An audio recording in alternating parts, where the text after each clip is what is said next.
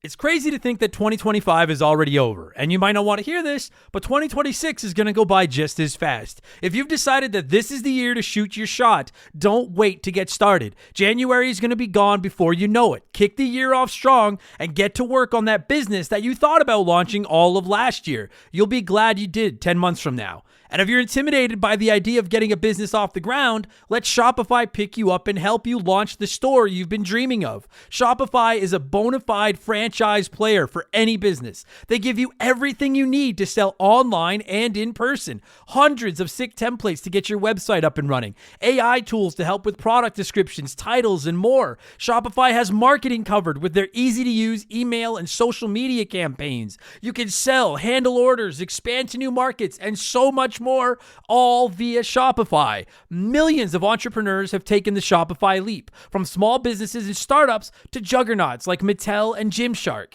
In 2026, stop waiting and start selling with Shopify. Sign up for your $1 per month trial and start selling today at shopify.com/RTG. Go to shopify.com/RTG. That's shopify.com/RTG. Hear your first this new year with Shopify by your side.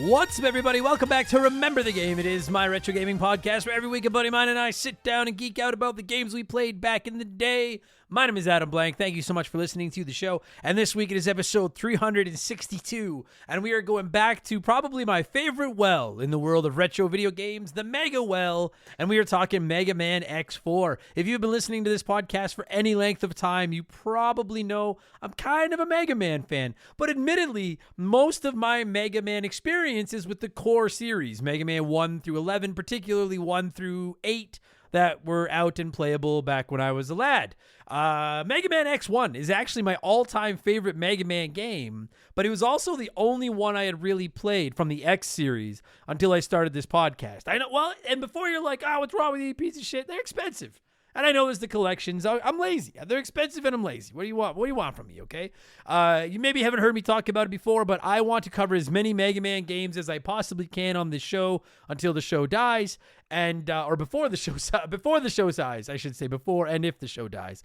So in addition to the very first Mega Man X, I have now played through and reviewed Mega Man X2, X3, and now we can check X4 off the box. This has been one that's been very high on my list for quite a long time now because, the X series as a whole is definitely considered very hit and miss. X4 has always gotten a lot of love from the Mega Man community, and I've been wanting to see what the big deal is about it for quite a long time myself. So I spent a better part of a week doing both runs. If you don't know, you can play as both X and Zero in this one. I beat the game with both characters, and the longer the playthrough went, the more I liked it for the most part. I do have a couple of hot, in air quote, takes, 2 alarm, 2.5 tops.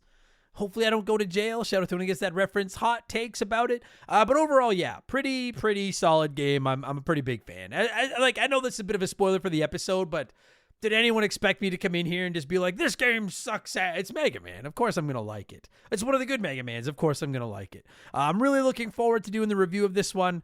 And somehow we took a Mega Man review over an hour, which alone speaks to how much meat is on the bone when it comes to this game. Joining me to talk a little bit of Mega Man X4 is the man quickly becoming our resident Mega Man guest, the Zero to my X, perhaps the Dr. Light to my Dr. Wily, Dan from the Dissect That Film podcast. He knows this game a lot better than I do, which actually was great. I thought it made for a reasonably good podcast. We both love the series as a whole. And like I said, we went for over an hour geeking out about cool-looking fictional robots fighting each other and horrible voice acting. And we're going to get into all that in just a minute because speaking of geeking out and horrible voice acting, it's time for another edition of the Remember the Game infamous intro.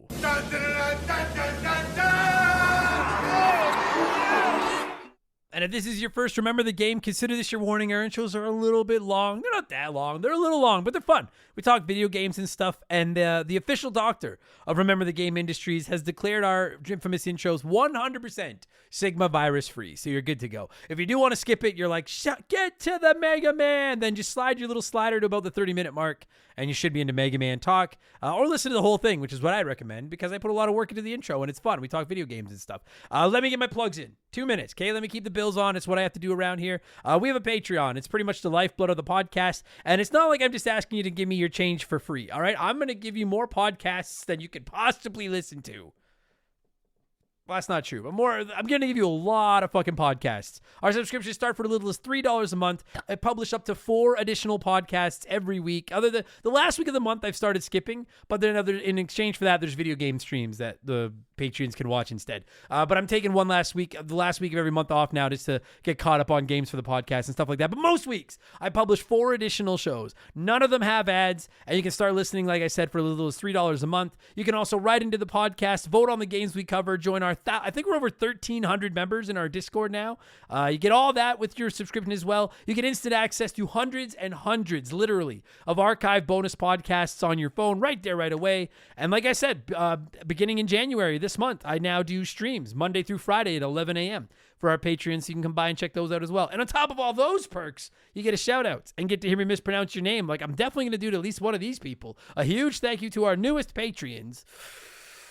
I don't know if it's Guy or Guy Speak Beaver because it's capitalized, but just the first word. So I'm gonna go with the Le Francais. I'm gonna go Guy Speak Beaver, Shan, Undertones, Agitated Intern, Self High Five. Shout out to all the DDP fans out there. Mandak, Body Count 81 or Bodie Count 81. I'm not sure. Adum to Ched Me. I think that's supposed to be about me, but I don't get it. Adum to Ched Me. Great. I am dumb. Chris Ramirez and Robert Sean Murray. And Robert, I'm sorry, but I have to put you on double secret probation because I don't trust people with 3 first names. You seem like a nice bloke. Thank you for supporting the show, but welcome. Congratulations, friend. You might be in the Remember the Game record book for the fastest double secret probation I've ever given out because 3 first names. Shady. But thank you all so much for the support and welcome to Remember the Game Industries. You can find all that information, the perks, the free episodes I let you to try out and all that stuff at patreon.com/rememberthegame. Don't forget, if you're a Patreon, you also get Remember the Game every week, ad-free with timestamps. So it's good times. And if you sign up for a full year, I'll give you the 12th month on the house. And then, I'm on Twitch, twitch.tv/rememberthegame. And you can find some Let's Plays and some streams at youtube.com/rememberthegame. So check those out if you're interested as well, all right? That's enough blowing myself. Let's blow some of you by blowing in some cartridges. It is our opening segment here on the show. I read a few comments and questions from our Patreons, usually gaming related, but not always. And we call this segment Blowing in the Cartridge. He blows all right. He blows big time. That's it, honey. Get into the spirit. Let's blow. Our first blower this week is Barrow, who said it's another Mega Man game, so I'm going to ask again, have you heard the song Mega Man by Psycho Stick? I'm sure you would groove it. I actually looked up that video working on this episode, Barrow. It is good. It's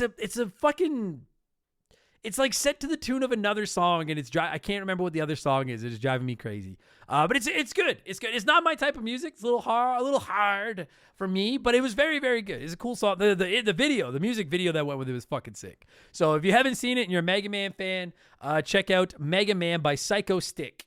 There's a music video on YouTube. It is a very, very cool video. Cool song. Very, very cool video that I did quite enjoy. JNasty15 said, in all the Mega Man games that you have played, do you think you've lost the most lives by losing all your HP, hitting the spikes, or falling in holes? I read that, and right away my thought was just like, dude, HP, fuck, come on now. But then I was like, man, anyone that's played any real Mega Man in their lives, those spikes will fuck you up, and those holes. Plus, Mega Man's always had, at least the core series, has that weird gravity, like that Castlevania gravity, where it's like you fucking rocks in your shoes and you fall just a little bit faster. So how about, but like whenever, I'm gonna go with losing your HP though, because I have so many deaths against bosses, especially when you're trying to figure out the pattern to play through a Mega Man game if you don't look it up, as you're not supposed to, and you play it the old-fashioned way. you're going to come every single time you play a Mega Man game, you're going to stumble into at least one or two robot masters that just fuck you up until you've got their weakness. And there's no way to die in most of them other than with their weak, like HP. I mean, a couple of spikes in the rooms, but I don't know for sure, but I'm going to guess losing your HP. That's a tough question though. That's a tough fucking question. I have fallen in a lot of, it's either HP or hole. I think spikes is third. Spike, I'm pretty good, especially at the underwater areas in Mega Man. I'm pretty fucking good at those. It's either falling in a hole or HP, but HP seems like the answer. But that, I gotta tell you, my friend Jay Nasty, that question barely made me stop and think. Really did. Duke Skywalker said, hello, sir, and belated Happy New Year. I was gifted a mini emulator console for Christmas. It's not the sort of thing I'd ever consider picking up myself, as I'm generally anti-emulation like you. But now it's landed in my lap. I've given the machine a go, and it's a handy entryway for me to a lot of retro titles I'd previously never considered. In among the generations I sampled first time around, I now have access to a gigantic NES library. Can you give me 5 recommendations that aren't Mario 1 through 3? I played them on All-Stars back in the day. That fucking made my good eye twitch just a touch, that you're like, I've played Mario 1 through 3. We had Mario All-Stars on the SNES. And I'm just like, but the NES versions are better. God damn it. Anyway, are they better? Anyways. Okay, so 5 NES games. I decided to go with hidden classics because I think everybody knows about the Marios, the Zeldas, the Contras, the Mega Mans, the Ninja Gaidens, the Castlevanias. Everybody knows like the heavy hitters on the NES. So I'm going to give you Adam Blank's official top 5 hidden classics on the NES, okay? Star Tropics, which is great until the very end, and then it becomes cheap and unbeatable, but it's very good until then. Willow, very cool RPG. I've never seen the movie, I don't think. If I did once, it was a long time ago. Cool RPG game, though. Batman, I know you might be saying Batman isn't underrated, but no one ever talks about Batman on the NES. That's a good, tough, but good fucking game. Gunsmoke, auto-scrolling shoot 'em up that I fucking fell in love with after covering it on the show. And then a game that I never hear anybody talking about, and it is another auto-scroller, Toobin. Toobin. Toobin needs an episode of RTG. Shout out to you know what? I'm in a good mood today, and I'm really hopped up on caffeine. One get off double secret probation pass to everybody out there that has played Toobin. But you gotta be honest, because if I find out you're lying, you'll pay. Don't think you won't pay. But for now, you're good. Toobin is it's another auto-scroller, and you're just like inner tubes going down these fucking crazy rivers and streams and water things, and you are throwing cans at 45-degree angles, shooting at stuff that's trying to pop your tube. We used to rent Toobin all the time when we were kids. Those are my 5 hidden classics on the NES that you should play. I hope you enjoy them. And then, of course, play all the normal games.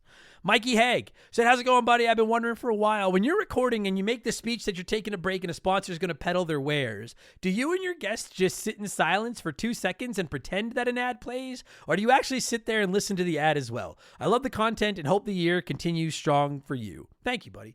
That's a funny question because no one's ever asked me that before. Yeah, it's 2 seconds. That's actually the only rule I have. Whenever one of my guests gets ready to record with me, I always tell them, you know the rules, say whatever you want. Feel free to interrupt with me. I encourage arguing with me. Don't feel like you have to agree with everything I say. All I ask is when I say, remember the game will return after these messages, please lay out for 3 seconds so that I have a nice clean space. Because I actually don't insert my ads. And that's why we don't have timestamps on Spotify. I don't insert my ads. I record them. I send them off to the company that gets me my sponsors. And then I just tell them what time I want them to play. And then they put them in. But I never know how long they're going to be or anything. So no, we lay out for 3 seconds. And then I just tell them, put it in that 3 seconds. And then they do, and then tra-la-la-la-la. But there's a little inside baseball. No one's ever asked me that question before. That's neat. Rush's Dogwalker said, hey, Mr. Blank, how come you don't play games in chronological order? When you play part 3 of a game and then you play part 1, are you ever like, oh, now I get it? I mean, I normally do. I know we don't always review games in chronological order. I know things get a little bit weird around here like that, but I can't think of too many series that I haven't played in chronological order. Silent Hill, I did play Silent Hill 1 back in the day, but Silent Hill, I'll own that. We fucking went all over the map with that one. Mass Effect, I did play in order back in the day. The Crash Bandicoots I've played in order back in the day. I'm trying to think of another one that what's another one that we've done lots of that I haven't played in chronological order? I can't think of one. I do. Don't let the review the review schedule fuck you up. A vast majority of the time, I do play in chronological order, unless it's something like Metroid. I've hopped all over the map and stuff like that. Resident Evil, I didn't play those necessarily in order. I started with 4. But I try to. I guess I try. I do try. And yes, it has happened where I'm like, oh, now I get it. But I usually try my best to play games in chronological order. On that note, in February, we have next week. It's not, you don't have to wait till February. You have to wait 7 days. Next week, remember the game 363 is going to be Assassin's Creed #1.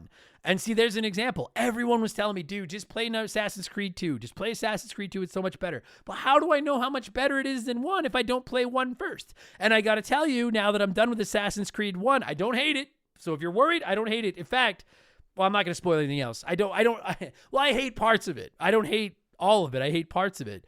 But now I get why everyone was telling me to play Assassin's Creed 2, because Assassin's Creed 1 is a tech demo. But anyway, if I had never played it, like if I played Assassin's Creed 2 first, there's no way I was going back and enjoying Assassin's Creed 1.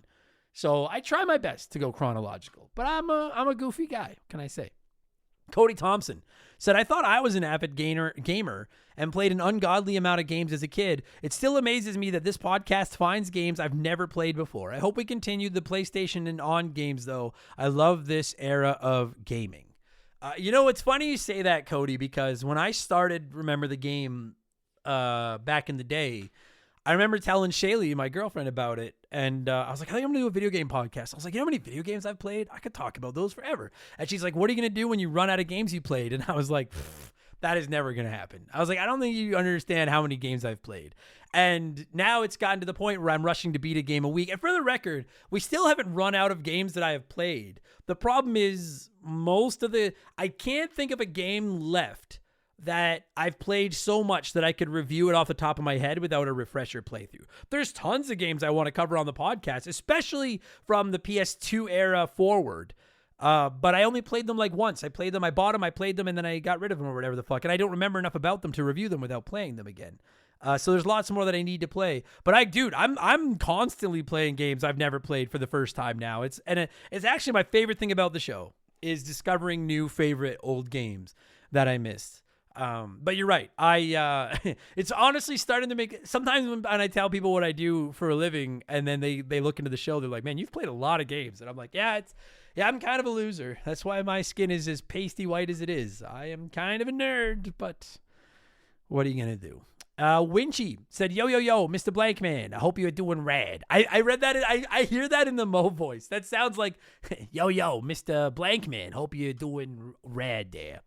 I found your podcast because of the Mega Man X series metal covers. Your podcast popped up in search results one time. I thought I'd give it a shot. It's great. So great. I'm now at Patreon leaving this comment. Thank you, Winchy. As a musician, I accredit the music in Mega Man to be one of the original reasons I wanted to get into I got into wanting to create compositions because the tracks are just so bitchin'. So my question for you is, what is your favorite Mega Man track or tracks? Mine, as an SNES diehard, are Wire Sponge from X2 and Boomer Kawanger from X1. Thank you. Thanks, man. I appreciate the support. Yeah, most of my favorite Mega Man tracks are from Mega Man X1. Boomer Quanger, Storm Eagle, and Sparky Mandrill are probably my favorite tracks in all of Mega Man, maybe in all of video games. But I will also shout out the first Wily stage song from Mega Man 2 and the opening theme from Mega Man 2. There's lots of great Mega Man music, but those are among my absolute favorites. Mega Man, I don't give a fuck what anyone says. For my money, Mega Man is the best all-around video game soundtracks in gaming, and I will die on that hill, probably repeatedly, because Mega Man fucks you up.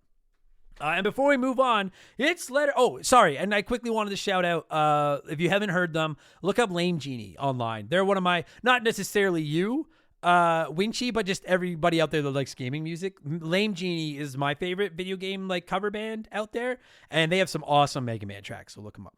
It's letter time, and then we'll move on. Oscar Peltier said, hey Adam, can you give advice about going through a breakup, but in gamer terms? I love your stuff, bro, keep it up. I can try, Oscar.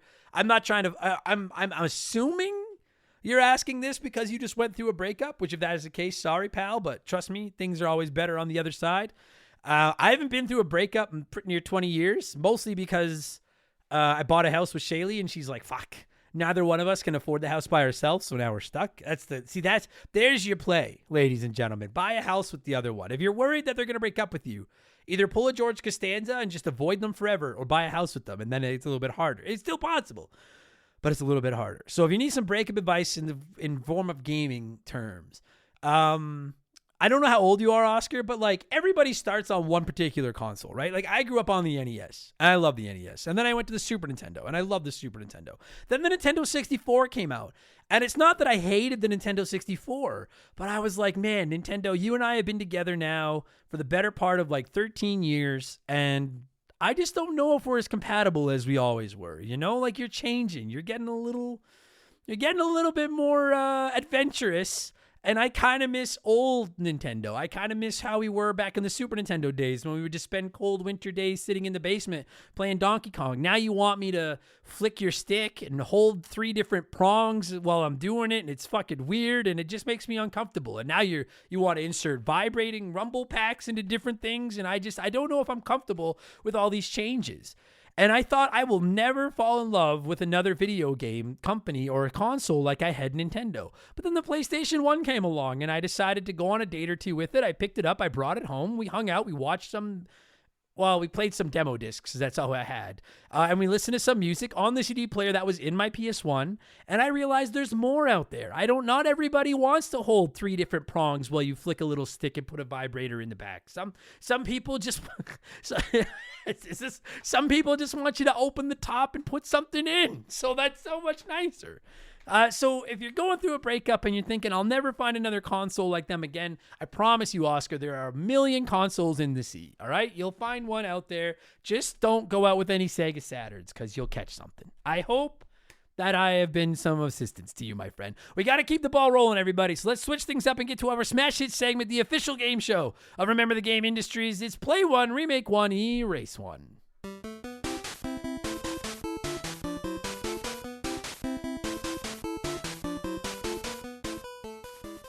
And a huge thank you to Classic Concentration from the NES for unknowingly providing us with our theme music for the show. The rules are simple.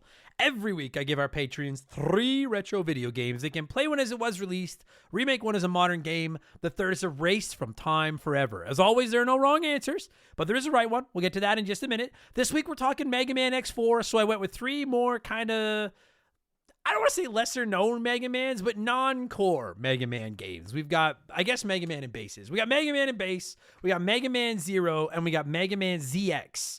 And 24% of you said you would play Mega Man and Base, remake Mega Man Z0, and erase Mega Man ZX. So let's see what a few of you had to say here, and then I'll tell you all what the right answer was. I've never played any of these 3, so this one was tough for me as well. Agitated Intern said, hey, Adam, love the show, and I'm excited about my first PRE. I'll play Mega Man ZX, as I've never played it before. I know it isn't the rules, but I would instead remaster Zero in the visual department and erase Base because I was today years old when I first learned of it. Happy to finally be a part of the Hot Dogs and looking forward to more of these. Have a great weekend, everyone. Well, I appreciate that very much, Agitated Intern. I'm trying to decide, is it double secret probation worthy to come in here and say, instead of remaking the game, I'm just going to remaster it in the visual department? But I'm going to hang on. I'm going to, judges. Yeah. All right. No, the judges say you're good. It's a remaster, counts as a I don't know if we've ever had that, but they said it counts. So, all right, you're good. You're welcome to the team. Agitated Intern. I'll fucking get you on double secret probation. Yeah, you fucking give it time, friend. Every single one of you patrons is going to end up on double secret probation at some point. I could fucking promise you that. And you're like, dude, I've been listening for 5 years. I've been a patron for 5 years, and I've never once written in. I'll find a fucking way. You'll all be there someday. Grimmies said, this is tough because honestly, they all need remakes. I'm going to play Zero because I think it holds up the best, even though its sequels are far superior. I'd remake ZX because it's a Metroidvania and its map makes no fucking sense, so that needs to be fixed. And I'd also get rid of needing a touchscreen. And then I'd erase Mega Man and Base because we already have 20 other classic Mega Man games. I gotta say, having never played these, every aspect of that makes sense. I'll give you an A. That's a good fucking answer because I can't find flaws in any of your logic. Grimmies. Assuming that you're telling the truth about all those games because I haven't played them. Flater Flav said, this one was tough because honestly they all... Oh, wait. Did I just... Oh, two of you said the same thing. Grimmy said this is tough because honestly they all need remakes. Flater Flav said this one was tough because honestly they all need remakes. Okay, you guys are being honest. I didn't realize you both had the same thing. Flater Flav says, I'd keep Mega Man 0 because it's just too fun and I refuse to erase that entire series. I'd remake Mega Man and Base because with a few changes it could be one of the best Mega Man games. I recommend the Japanese version since the GBA screen crunch is throw your console bad. And then I would erase Mega Man ZX. If the goal was to make a Metroidvania style Mega Man game, it could have been done much better than this. I really want to try this ZX. I love Metroidvanias, and I keep hearing it's bad, and I got to see for myself why it's bad. Samuel says, I'll play ZX simply because I never have and it deserves a fair shake. I'll remake Mega Man and Base because that game deserved a better official release in English. The only decent way to play it currently is with a translated SNES ROM, and then I'll erase 0 because the first one is hard in that frustrating, cheap way that makes you want to bash your GBA against the wall. That's what Mega Man is, though. I get it, though. I get it. I get what you're saying. Brandon Dizeba said, let's mega it up. Play Mega Man 0. It was cool to play an entire game as 0. Remake Mega Man and Base. It's an overlooked gem in the library, and that means ZX needs to go. It's not bad, but it's not as bright as the others on display. Such a nice, positive comment. What a nice young man, that Brandon Dizeba. I'm going to go with 23%. 23% of you. 1% short of the winner. Voted the way I did. Runner up, as did Dish, who said, I will play Mega Man 0 because it's the best of these three. I'm going to remake Mega Man and Base as I have fond memories of this one on the GBA and there aren't many games where you get to play as Base. And then I'm going to erase Mega Man ZX. I tried this for a while and I couldn't get into it, so it has to go. Completely different reasoning for me because I have never played any of these games. But I am going to give you my reasoning. I'm going to play Mega Man 0 because I have been getting told for about as long as I've been doing this podcast that I need to play some Mega Man 0. I need to play the 0 games. I got to find out what's going on with 0. And after playing Mega Man X4, admittedly, I'm a little bit more intrigued than I was previously into what the fuck the story is with this 0 guy. So I'm going to play Mega Man 0 and find out for myself what is going on here. I wasn't sure what to do with the other two, but I'm going to remake Mega Man and Base. Because it's the one I'm the most interested in, and I just want it on everything so I can play it easily. So what I'm going to do is remake it, but I'm going to make it one of those games where like you can play the OG version or the new fancy remake version, and I'll put it on like my Switch too. So I can play it, but also play the OG, and it would be perfect. I'm going to erase Mega Man ZX because I've never played any of these series, and I'm like, dude, you're like, I still got to get through the rest of the X games. I got to get through the Battle Network games. I got to get through the Mega Man 0 games. I got to find a way to play Mega Man and Base. I still got Game Boy games to play.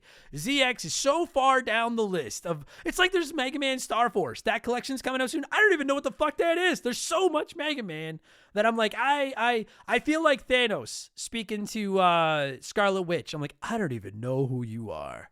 And then ZX is like, you will, but maybe I won't because I get to fucking choose. So you're being erased. And that's it. That's what I would do. Thank you, everybody that wrote in and played along as always. I appreciate it. What have I been playing? And then we're talking Mega Man X4. I've been playing Mega Man X4. I'll tell you about that in a minute. You don't get to know anything in advance. I've been playing a lot of Metroid Prime 4 Beyond. That's been kind of the top of my rotation lately. Getting pretty close to finishing it. Probably going to drop an expansion pass review on it next week. I'm going to save my thoughts for the review. You'll have to listen to it if you want to. But I've been playing a lot of that. Still diving in and out of Arc Raiders when I want to. I like Arc Raiders a lot. The only thing about it, and it's the same way I felt when I was playing like Call of Duty last year and stuff, is I almost feel guilty playing it because I'm like, I'm not making any progress on my backlog. I'm just doing the same thing of going up top, hoarding supplies, and running back down underground like a coward. But sometimes that's all I want to do. It's a really fun, it's my go-to time waster right now. Arc Raiders is really fun. I've been playing the original Assassin's Creed. You'll hear about that on the show next week. I'm still chipping away at the Elder Scrolls 4 Oblivion, which won our RPG poll in December. That'll be coming up on a future episode of the show. I like it. I quite like that game. And then I finally started Silent Hill F. It's very good. It's very, it creeps me the fuck out. The first enemy you come across in that first village creep me the fuck out. The sound that it makes when it walks, I don't like it. So, but I do like that game. So that'll be at a future review. And that's mostly what I've been playing. And then I dive in and out of like kart racers and stuff. But that's the general. Oh yeah. And then dude, I'm still playing that Mario ROM hack I picked up at the game show a couple of months ago. I have it on my SNES, Super Mario World: The Second Reality Project. I think I'm 3 levels away from getting a complete 96 game file. Earlier today, I was playing it on my Patreon stream, and I played the same level. I'm in the bonus levels now, like the special world, and I played the same level for 2 hours and beat it right at the end. It is getting to the point where it's taking me hours to get through a level in that game, but I still love it. If that had released this year, that might be one of my games of the year, and it is probably the single toughest game that I've ever played. It is insanity, but I fucking love it, so I've been playing that as well. All right, we're going to let out here. I'm going to let a sponsor in. They're going to peddle their wares. I will sit here in silence for 3 seconds to let you know so that I have a timestamp to put this in. I'll put a video game commercial in here first, though, for you. And then when we get back, it's all about Mega Man X. Oh, yeah. Oh, and on the note, if you're like, do you play the gaming ad? Is that what you meant? Instead of the commercial from my sponsor, do I play the gaming ad and we just sit there and listen to it? No, I actually go and find them and put them in the day I record. Like, I literally found the one you're about to hear about 20 minutes ago. So I'm going to plug it in. You'll hear it. And then a sponsor will come on, and then we'll come back and we'll talk Mega Man X4, okay? Remember, the game will return after these messages. We bought my son Brian several Mega Man games over the years. It seemed innocent enough. I mean, Mega Man's a good guy, right? But seriously, it got a little out of hand. It was Mega Man this, Mega Man that, Mega. But we've come to an understanding. It's homework, yard work, visiting grandma, then Mega Man. Power up. There's a Mega Man for everybody. Mega Man, all the action you need. Each sold separately, rated E for everyone. Oh, sorry, Grandma. Ah, it's cheating. This episode is sponsored by BetterHelp. A new year can be a great time to make some changes in your life. It doesn't necessarily have to be new year, new you, but new year, less burdened you has a nice ring to it. We all have things on our minds that weigh us down, and therapy can be a great way to shed that weight and feel better about yourself. I've talked for years about my therapy experiences and how much they helped me when I set out to take on comedy and podcasting in my 30s. I learned how to focus, believe in myself, and I realized what my goals were. And I really do believe that therapy can help everyone just feel a little bit more confident and dialed in. BetterHelp can be a great way to take that therapy plunge. BetterHelp therapists work according to a strict code of conduct, and they're fully licensed in the U.S. You just fill out a quick questionnaire to let BetterHelp know what's on your mind, and they do their best to match you with one of their over 30,000 therapists that best suit your needs. And if it's not a fit, you can switch therapists anytime for no charge. BetterHelp is one of the world's largest online therapy platforms with over 5 million people using their services globally and over 1.7 million client reviews. Their live sessions are rocking a 4.9 out of 5 star rating. BetterHelp makes it easy to get matched online with a qualified therapist. Sign up and get 10% off at betterhelp.com/rememberthegame. That's BetterHelp, HELP.com/rememberthegame.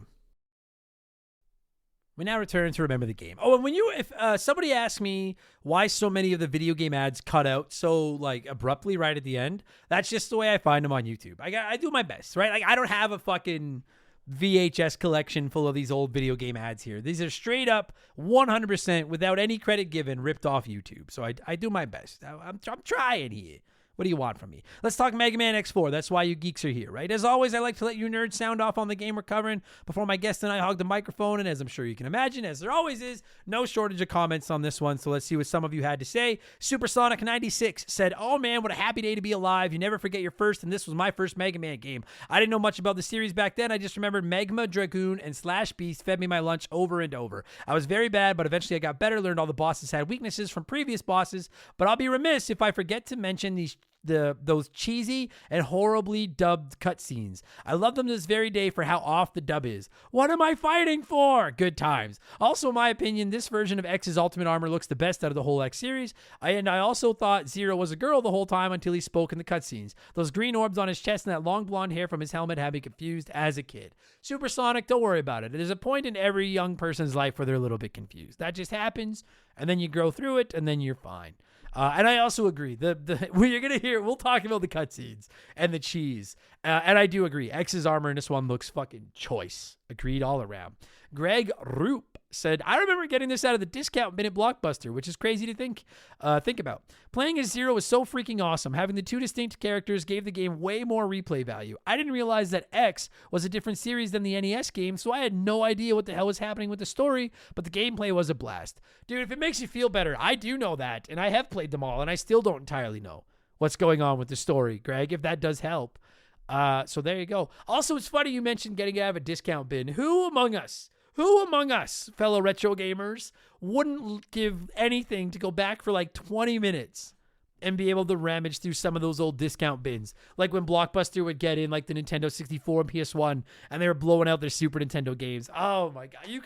I can't even imagine some of the deals you could have got at some of those stores back in the day. My God. Ugh.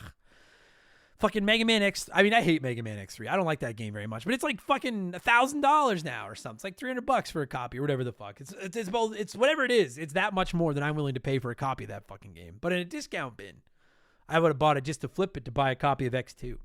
Muncal said this feels more like a successor to Mega Man X than 2 or 3 did. Really enjoyed revisiting this. Small nitpick: when you defeat a robot master, there's no short video demoing the new Buster power. You get the new color scheme, but not how it works. This would have been helpful to judge its usefulness in past and future levels. I never thought of that, Muncal, but you're right. That drives me fucking bananas now that I think about it. Show us the weapon. Like, my favorite is like when it comes up and it's like, you got electric web or whatever the fuck, but then show me how the weapon works. Drives me bananas when they don't tell us. Oh, that pisses me off. Which one am I thinking of? 7 on the SNES, Mega Man 7. I think it's that one. Whenever you beat a robot master, he like actually goes back to like Dr. Light and he explains what the weapon does. That's what we need. I know Light's dead, but like somebody could explain it to me. Fucking Double's not doing anything but sitting there sucking ass. He can fucking tell us what these weapons do. Fill up my mouth with bum burps. Said X4 was my reintroduction to the X series. The stories and the differences in combat between X and Zero, along with the animated cutscenes, easily made this my favorite after the original. It really made me excited for the rest of the series. I will curb those feelings for the inevitable X5 and X6 reviews. And they are coming. For better or worse, they are coming, I promise you. Luke Smith said, I think this is my second favorite Mega Man X game behind the first. There's just something about this game that makes it so playable. It's a shame 5 and 6 don't live up to the hype, but this game is an all-time favorite for me. See, from what it's like, 5 seems to be a mixed bag. 7 is the one everyone tells me is awful. 5 and 6 seem to be a little bit mixed. I'm going to play it myself. I got to find out. And Billy O Blues Link said, I've been waiting for this episode for a long time. Thank you, Mr. Blank. I played this game so much as a kid. I was a huge fan of Zero, so getting to play as him was awesome for me. It's a very solid game, and the change in strategy depending on whether you play as X or Zero is interesting. Very good soundtracks, and the horribly voiced cutscenes are a cherry on top. Definitely my number 2 favorite game in the X series, behind only the original. I have to just say, it warms my old man heart that so many of you are saying it's the second best after X1. Because X1 is and will forever be the best one. So that makes me happy that so many of you show respect to the classics. I have a lot to say about this one. I'm assuming you're here because you want to hear what I have to say about this one. So does Dan. So I'm going to queue up some more Mega Man X4 music. And when it stops, Dan and I are going to talk Mega Man X4, which was originally released in North America on the PS1 on September 25th, 1997. And for all you Saturn fans being like, it was one of ours too, it was a week later on the Saturn because you lost even this. Anyway, enjoy the episode, everybody. Let's go.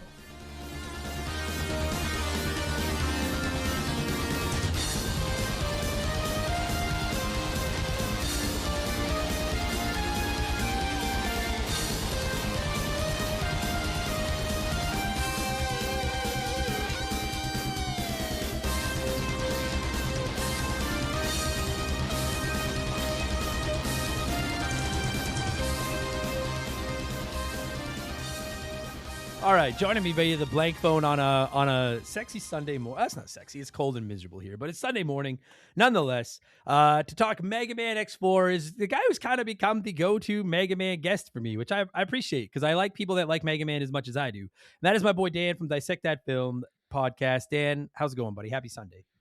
It's going great. Happy Sunday to you. And it's starting to get cold here, but it's not quite. No, listen, hold on.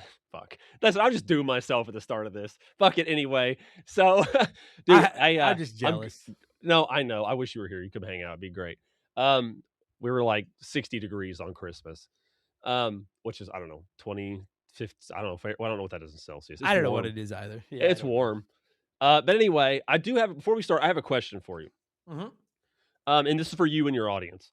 Shoot. So my wife works at a distillery, and we were talking about vodka. For those of you that don't know, vodka is generally a clear liquid unless they put some kind of coloring or something like that in it.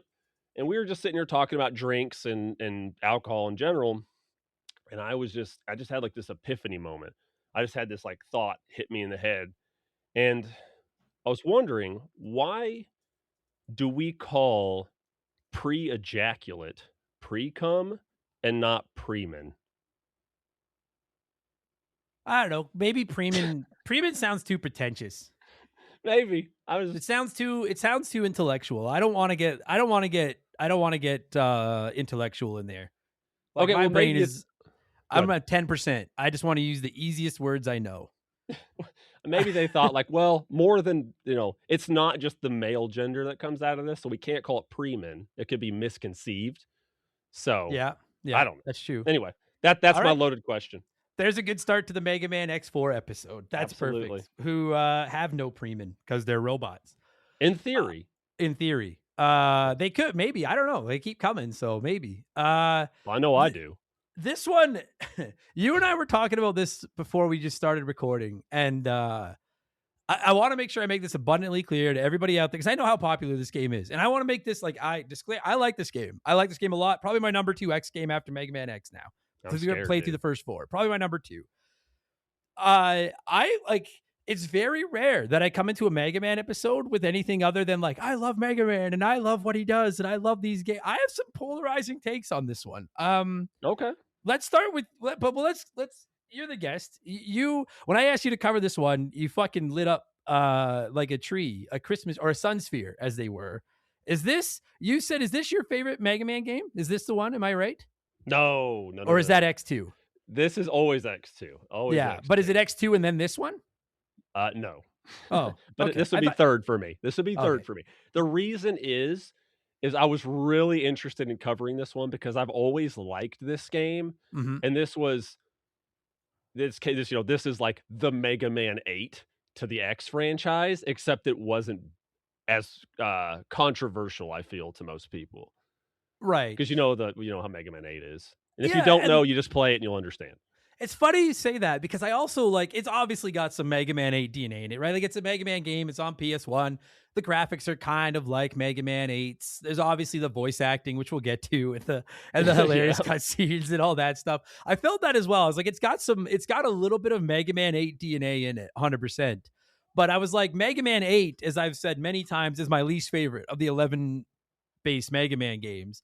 Okay. And this is my second favorite of the 4 Mega Man X games that I've played.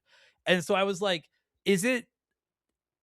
how is this one so much better than Mega Man 8? And I don't know if it's because for me, the bar is just so high with the original Mega Man games that 8 comes up short. I don't know what it is. Cause this one, like it looks similar. It plays kind of similar, but it's better. It's not crappy. Like Mega Man 8 is kind of crappy, and this one isn't. It's just, I think the big talking point with this one, the thing that everybody messaged me when I was like, I'm gonna play Mega Man X4, and everybody was like, hooray! The big thing everyone brings up is Zero, and the fact that you can do the playthrough as X and you can do the playthrough as Zero. Yeah, and and so many people were like, dude, I love the Zero run. I love the Zero run. Play as Zero. Zero's the. I did play through it as both. I finished the game with both. Yeah, and if I could, and I don't do a lot of hot takes when it comes to Mega Man because I love this guy. Here's possibly a hot take. Didn't love the Zero run. And fair. It's harder. There's some cheap shit in the Zero run. There is cheap, but the difficulty doesn't bother. I'm a Mega Man. Like, I know Mega Man's gonna be hard going in, right? Like, I'm fine with that. My problem with the Zero run, and I get why people enjoy it, because it's different, right? And I get that. You don't have the Buster, you have the sword. It's not that if I had played the Mega Man X4 Zero run as like a standalone game, just its own game, I think I would have really enjoyed it, because I love Ninja Gaiden, I love like Shinobi, I love Cyber Shadow. Shout out to Cyber Shadow, everybody play that game. Completely underrated indie game. It's fucking awesome. Like, I like run, jump, hack and slash games, like as Zero kind of becomes. I guess my it's not even it's not a gripe. I just don't like it as much as the X run, because I'm like, this isn't Mega Man. It's fun. You get to fight 8 different robots in 8 levels, whichever way you want, and they all look cool. And Zero looks awesome. Like, nobody can deny how awesome he looks. Good looking dude. Like, he's great. But I was like, this isn't Mega Man. Like when I beat my first robot master, a part of me, my first Reploid, Maverick, whatever you want to call them, with Zero, I was like, man, I wonder like what is his sword going to do with these 8 abilities? And then I found out that like he doesn't really get the robot master weapons. He just gets like a new ability. Yeah, since he And doesn't get the armors either. yeah, and that's where uh I was like, I frankly a little bit shocked that so many people were so jacked up on the Zero run, because I was like, it's not that it's not fun. It is fun. But I was like, I want Mega Man. Like if you had told me that he could get the armor upgrades, and you had told me that like he would get 8 different attacks he could do with his sword somehow that play into the 8 robot, I think I would have loved it. But it just felt like I was playing Ninja Gaiden in a Mega Man skin almost, instead of Mega Man. I could see that. I wonder Which if they run did do that you to try to prefer? I prefer Mega Man. Like but that's traditional. That's who I want. Like I Yeah. want that exact play style. But I don't mind the Zero stuff. But I see what you're saying, and I'm wondering if like they didn't want them to be the same, because like it's just playing through the same game twice with like a slightly different skin. Yeah. Yeah. So And I'm and assuming. I agree. And that's like, and I want to bring it back to what I said 7 minutes ago. Like that's why I like this game.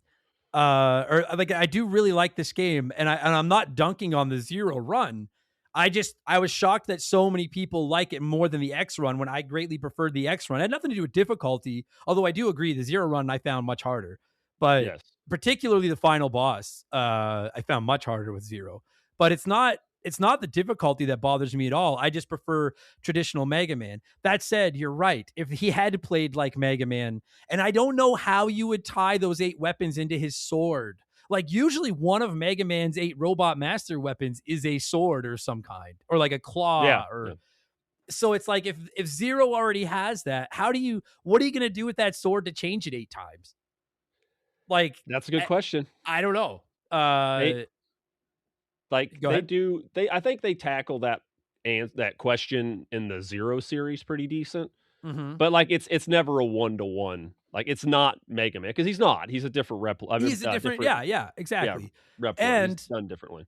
to your point, had Zero just gotten 8 different weapons that played like X's and stuff, then you're right. It would have been outside of, because like I know there's I'm saying this in air quotes. I know there's 2 different stories, but Yes. they are very similar. You just replace like Double with Iris, and that like I know there's a couple of different plot points, but neither one is, this isn't The Last of Us over here with their stories. What?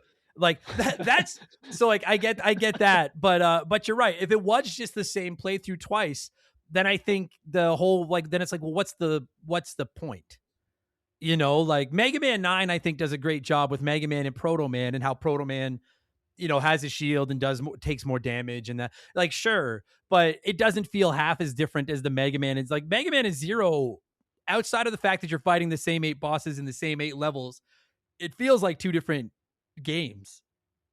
Yeah. And you're right. Had it made it more Mega Man traditional style, it might not have felt that way. And I think, quite frankly, the fact that you get 2 games for the price of one probably is this game's biggest selling point. You know, Um, we're talking about this, and I don't know when we'll get to this, because I'm sure we will. I cannot wait till you try Mega Man and Bass. mhm. Yeah, that's Yeah. another 2 characters that play somewhat differently, but I'm just curious. I'm gonna be interested when we tackle that one. I may be wrong, but my understanding is that one is like rip your hair out difficult as well. But I might be Hey, wrong. I beat it. I beat it on a Super Famicom with a bootleg cartridge, because you can't buy an original one Of here. course. But yeah, it's tough. It's tough, but it is doable. Like that's one thing when it comes to Mega Man. I'll never, unless if you've never played Mega Man, maybe you don't know going in. You see particularly the OG, like Mega Man X at least looks like Mega Man after he went through puberty. Like he looks like Yep. angry teen Mega Man instead Just of like, doesn't sound like it. yeah. Oh God, no, he doesn't. Time to get serious. Fire them up. Like if you don't know going in, they're tough. Like you won't know. But once you start playing them, you're like, oh Jesus, these are tough. Like I will never ever take points off a Mega Man game for being difficult, because that's what I Nope. want out of my Mega Man games. Like that doesn't bother me in the least. I just wasn't. Yeah, the Zero Run. So all right, let's start with the Zero Run because that's the one I know most people want to talk about. Same basic game, right? Like different plot point or different plot beats. Like in the Mega Man X, I guess we'll talk it both combined when it comes to story because you kind of have to. Sure. With X, he meets Double, that fucking weird chubby robot who's like, "I'll help you." Whereas in the Zero Run, what's that? No, not Rolf. Is there a Rolf Wiggum? Or did you see him as more of a Martin? I saw him more as like a Martin. Yeah, that's a good call. Okay. Yeah. That's fair. But like he's like a big wiener and he comes back and he helps you, whatever it is. And then it turns out that he's a bad guy and he screws you over. But like that's fine. The Zero Run, I will say I prefer the Zero angle where you get the general's daughter or sister or the colonel's sister, whichever one of them it is, the little sister. Colonel. Yeah. I do like that plot point better. And while I don't think the story to this game is anything spectacular, I will give it props for at least having a story. Because like most Mega Man, especially someone that grew up on the OG Mega Mans, it's like Wily's got 8 more robots. He's mad again. Like at least it's, and then like there's, Dr. Cossack or whatever his name is. He was just a cover for Wily. He's back again. Yeah. Like it's just absolutely. At least this time they tried to tell a story. And I really like that Magma Dragon actually like plays a role in the story. Yeah. Like one of the 8 robot masters, whatever you want to call them, actually has like where he was like, I'm the one that set shit off because I wanted to fight you. Which I was like, I can get on board with that. Like that's a cool concept. But then he plays it off like it was like, no, it was the Mavericks. They're the bad guys. And then like the whole idea that that initially they aren't bad guys. They're like, no, like, or at least that's what they're trying to convince you of. They're like, we're like the middle ground. We're not quite Mavericks, but we're not quite Reploids. We're just kind of middle ground. We're the Repliforce, whatever they're called. And then eventually they go evil. And then at the end they go good again, or the general does, or the colonel. I always get the two of them mixed up. But that depends on it depends on your story though. Like the perspective, because like I played it with you. I played it with you. I played the game a lot. And I sat down, I read the story, and I read back through like other stuff. And I'm like, technically, the Repliforce did nothing wrong because Magma Dragoon was actually a Maverick. It was Magma Dragoon, Split Mushroom, and Cyber Peacock are actually Mavericks. The other 5 are just Repliforce members. They had not gone Maverick. Because they were there when the incident happened, they were essentially implicated as Mavericks. And Colonel, being a military dude, he's like, stand down and give your... He's like, fuck that. Like, I'm not standing down. And they get labeled as Mavericks. So literally, they were just there through circumstance. It was because of Sigma, of course. And they were labeled as such. And I appreciated that. Like listen, I don't play Mega Man for the stories. I play Mega Man because they're fun. Like, I don't care. But like, I appreciated that they put a little bit of a twist into the story where, yeah, you're right. They were just like, all right, if you guys are going to accuse us of shit, then fuck you. Like I was like, and I got on board with that. I liked that. On that end, my biggest issue with the story is the cutscenes, and it's not the bad voice acting, because if anyone's listened to this show over the last 362 episodes, you won't find a bigger fan of cheesy bad voice acting than I love it. I want my voice acting to the ultimate fromage level. I want it as bad as it can get. The problem, and tell me if I'm wrong, I found was like I couldn't hear the voice acting. It's quiet. It's so quiet. Well, hold Why? on. I wonder if it's the version you played. Maybe. Again, I played it on the Legacy Collection. Okay, I played my original disc. Well, original. I've had it since 2008. But I played it. I didn't have any problems, but I'm like I don't remember how you're set up. My setup is like right next to my computer, and I just sat there and played. So I'm pretty close to the speakers.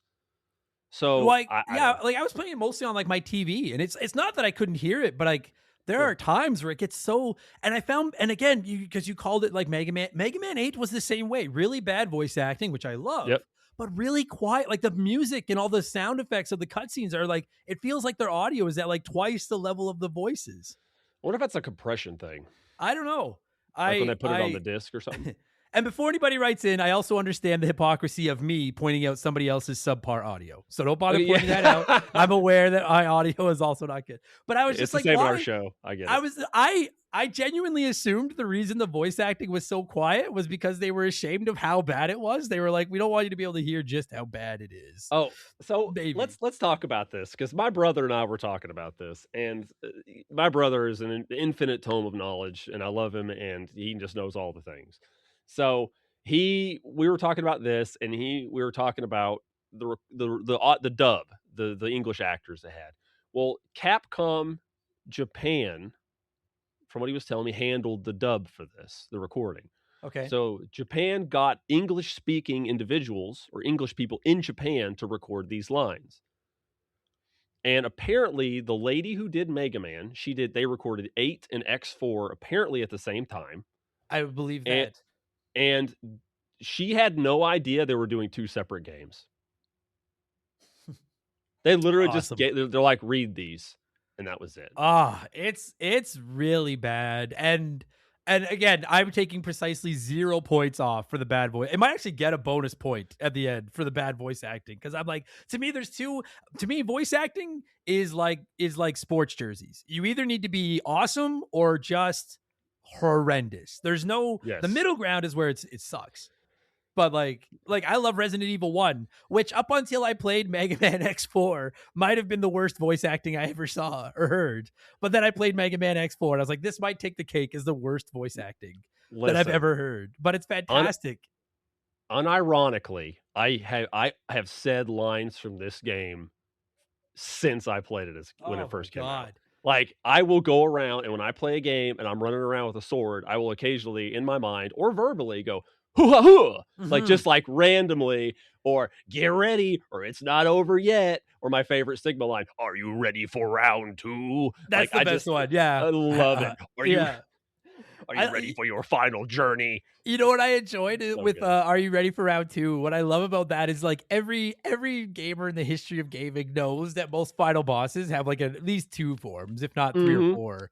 And I appreciated that they didn't tease me, because that first fight against, like, we're skipping ahead, but that first fight against him with either side, once you figure out he's weak to whatever your fire weapon is, he's like the easiest fight in Mega Man. Oh God, just stand underneath him. Yeah, it's super simple. And I'm like, there's no way that's it. But then at least notice, I appreciate that they respect your time and like, are you ready for round 2? And I was like, thank you. Why can't we just skip to round 2? Thank you very much. I love Sigma in this game so much, dude. Me too. Sigma's a great. Like I'll never put him ahead of Wily just because of my nostalgic attachment to Wily, but Sigma's a great villain. I like Sigma a lot. At least you got Wily in this game. It's true. Yeah. Yeah. That's your plot twist. Which I appreciated as well, that they kept calling, like, same as like, I remember the first time I played Mega Man X and found the first chamber and Chill Penguin stage, and Dr. Light shows up, and I was like, oh my God. I know that guy. I get so excited whenever Light shows up. I know. On the note of the voice acting, the one negative to the voice acting is how does Mega Man X sound like a 6-year-old girl? I know. How? I know. Like, I know. I thought the voice for, is it the same voice as Mega Man and Mega Man 8? It sounds similar. Yeah, it's the same girl. She did both lines together and did them. She didn't know she was doing 2 different games. Right. Like, okay, I thought these so. lines. Now, that's it. Now, the voice for Mega Man and Mega Man 8, well, also not, in my opinion, fitting of Mega Man. I was like, okay, like, he does look kind of like a kid. Like, sure, whatever. But I was like, Mega Man X needs a cool voice. Like, he does not need to sound like this fucking 6-year-old girl. That was the one. Dude, there were times where he, like, would scream or yell out, like, and I was like, what the fuck was that? And then finally I realized that's Mega Man. Are you kidding me? Yeah. That's X. What? That's even, I guess I found cheesy voice acting that went too far for me, because the X voice genuinely grated me. That was too much. Mine was General bothered me. Oh, really? It's like not how he sounds. It's just his delivery sometimes. And like, I know he's going for a more mechanical sound, but the other Reploids aren't like that. Brave soldiers of Replivores. You know, like that whole I love that scene, by the way. But anyway, just all of his stuff, like, it just sounds really robotic. I probably was the dude's intention, but it just sounded weird Yeah, yeah. at times. The voice acting, for all you, I don't think I've dropped a Simpsons reference this episode. The voice acting in this game reminded me of when Krusty records his lines for the talking doll. And Yes, he comes yeah. in and he like rambles them off in like 3 seconds, and he's like, bada bing, bada boom. There you go, kid. And then he leaves, and then the studio guy is like, all right, Krusty, we are ready to roll. Krusty? And that was what it felt like. They got these done in about 10 minutes, like the Oh, voice yeah. acting. 100%. They probably but gave him it's some fun. vouchers for free food. Like, here you Yeah. go, just record these lines. Exactly. But it was fine, with the exception of, for love of God, man, I have yet to play Mega Man X5, but as everyone knows, my goal is to review as many Mega Man games as possible. Please, for love of God, let this guy hit puberty at some point in this series and get a little bit deeper voice. Do you want me to spoil it for you? No. Okay. I want to know. I'm going to find out. Somebody will, and if they do, fuck them. It wasn't me. Yeah, they will, but I want to find out on my own. You know a game you need to play, like, just recreationally, like, when you get time. I know you got a million things to do. I get it. If you could find the PSP Mega Man X game. Oh, I've always wanted to play the remake of Mega Man 1 on PSP. Yeah, they did But that remake of Mega Man X too. I Maverick didn't. Hunter. That one I was never. Is it good? Yeah, dude, it gives you like you get more like okay, there's a scene in this where you get more of Zero's backstory where he's built by Dr. Wily. Yeah, and he was a Maverick, and there's a whole lore about this, but he was a Maverick, and Sigma was a Maverick hunter, and they fight and whatever. But like you get more of you get a story, a short movie, and that's called The Day of Sigma, where Sigma is their lieutenant. He's X and Zero's commander, and where he eventually goes bad. But like it's a good game. Like it's just a 3D, 2D, 2.5D remake of Mega Man X with like pretty good voice acting and production values that I recall. And that I'm anime interested. short Yeah, that's I'm attached. interested in that. I want more of the Zero Sigma history. Like I've never played, for what it's worth, before anyone, I've never played a Mega Man Zero game. I actually have the collection. I just have yet to fire it up. Like I want to play. I want to play some of them because like my understanding is that like the reason Sigma's all fucked up is because of Zero, right? Like Zero made him sick or whatever the fuck, and Zero's good now. Like Wily. Okay. Spoiler. Go ahead. Wily created, of course, Zero, but Wily also created the Sigma virus. Yeah, that's what it is. Or the Maverick virus, but the it's Maverick, the Sigma virus. The Sigma virus. Yeah. Anyway, but yeah, from all that shit. Yeah, I want to know more about that because, like, I think that's maybe part of the reason. I don't know. I was gonna say maybe part of the reason the Zero playthrough didn't click with me quite as much was because I just don't. I think he looks awesome. Like Zero is such a cool looking character. But I was like, I just don't like Proto Man to me is like the greatest, and Mega Man is awesome, and Bass is like he's not without his charm. But I was like Zero, I'm like who are you? Like you're just a robot with a red helmet and blonde hair, and I want to know more about this Zero guy. You know, like I want to, and I guess it's on me to play more of his games. To be fair, You know what the problem is. Anyway, okay, so. We still have to talk about like the robot masters or the Mavericks, excuse me, and we got to talk about the weapons and the playthrough of the game, the music and that kind of stuff. Let's get the commercial out of the way now, and then it's done. And then when we come back, we got another 30-40 minutes of Mega Man. Okay, so all right, everybody, remember the game will return after these messages. Don't leave, please. Or you already gave me a download. Do whatever you want. I don't care, but I'd recommend hanging around. Power up! Mega Man is so tight, the graphics are so cool. It just has everything that a good game should have. He's got like a blaster, he goes... He go like this, do all that. I have grown up with Mega Man. Any gamer that knows games knows Mega Man. Nobody can beat Mega Man. Mega Man, Mega Man, Mega Man. I love Mega Man. Happy anniversary, Mega Man. 3 brand new Mega Man games available now. Rated E for everyone. Only from Capcom. Okay, I like to get the stuff I'm like on before I get to the really good stuff. No, the one other thing, and it's not even it's not a bad thing. It's any criticism I have of this. There's three criticisms I have of this game. One is the Mega Man X voice, which is a genuine criticism. That voice is awful. That's fair. The Zero playthrough, it's not a criticism. It's just it didn't click with me quite as much as it seemed to with everybody else. And the other thing that everybody seemed to rave about, that I have to say, I'm like, I just don't get I'm a little surprised by was by no means bad. I didn't think the soundtrack was that good. Not bad. Not bad. Like, I have to stress that. I'm not saying the soundtrack is bad. I just like I have the soundtracks to the Mega Man games, like especially Mega Man X, is god tier to me. Yeah, yeah. And this one, I actually felt some of the songs had a little bit more of like less like adrenaline heart pumping tone to them and more of almost like a somber, like setting the tone of the story song music to them. I found it to be like a good but not particularly memorable soundtrack. And a lot of the comments were like, that soundtrack. And I just was a little surprised by that. Are you in that camp that the soundtrack is incredible? Am I out of touch? No. So I was sitting here thinking to myself, I was like, man, I can't wait to talk about the soundtrack for this game because I played it and I listened to it. And, I like Jet Stingray's music, and the opening theme's really good. Yeah. And this game has good music. But then when I sat there and I thought to myself, I'm like, man, what are the good tracks from this game? And I was just like, 2 or 3 popped up. I'm like, yeah, fuck. And so yeah, it's good. It's good, passable. But I don't. This is my issue with this, and I have a point, I think. But when they transition to CD based media for music, it really hurt all Mega Man games for me.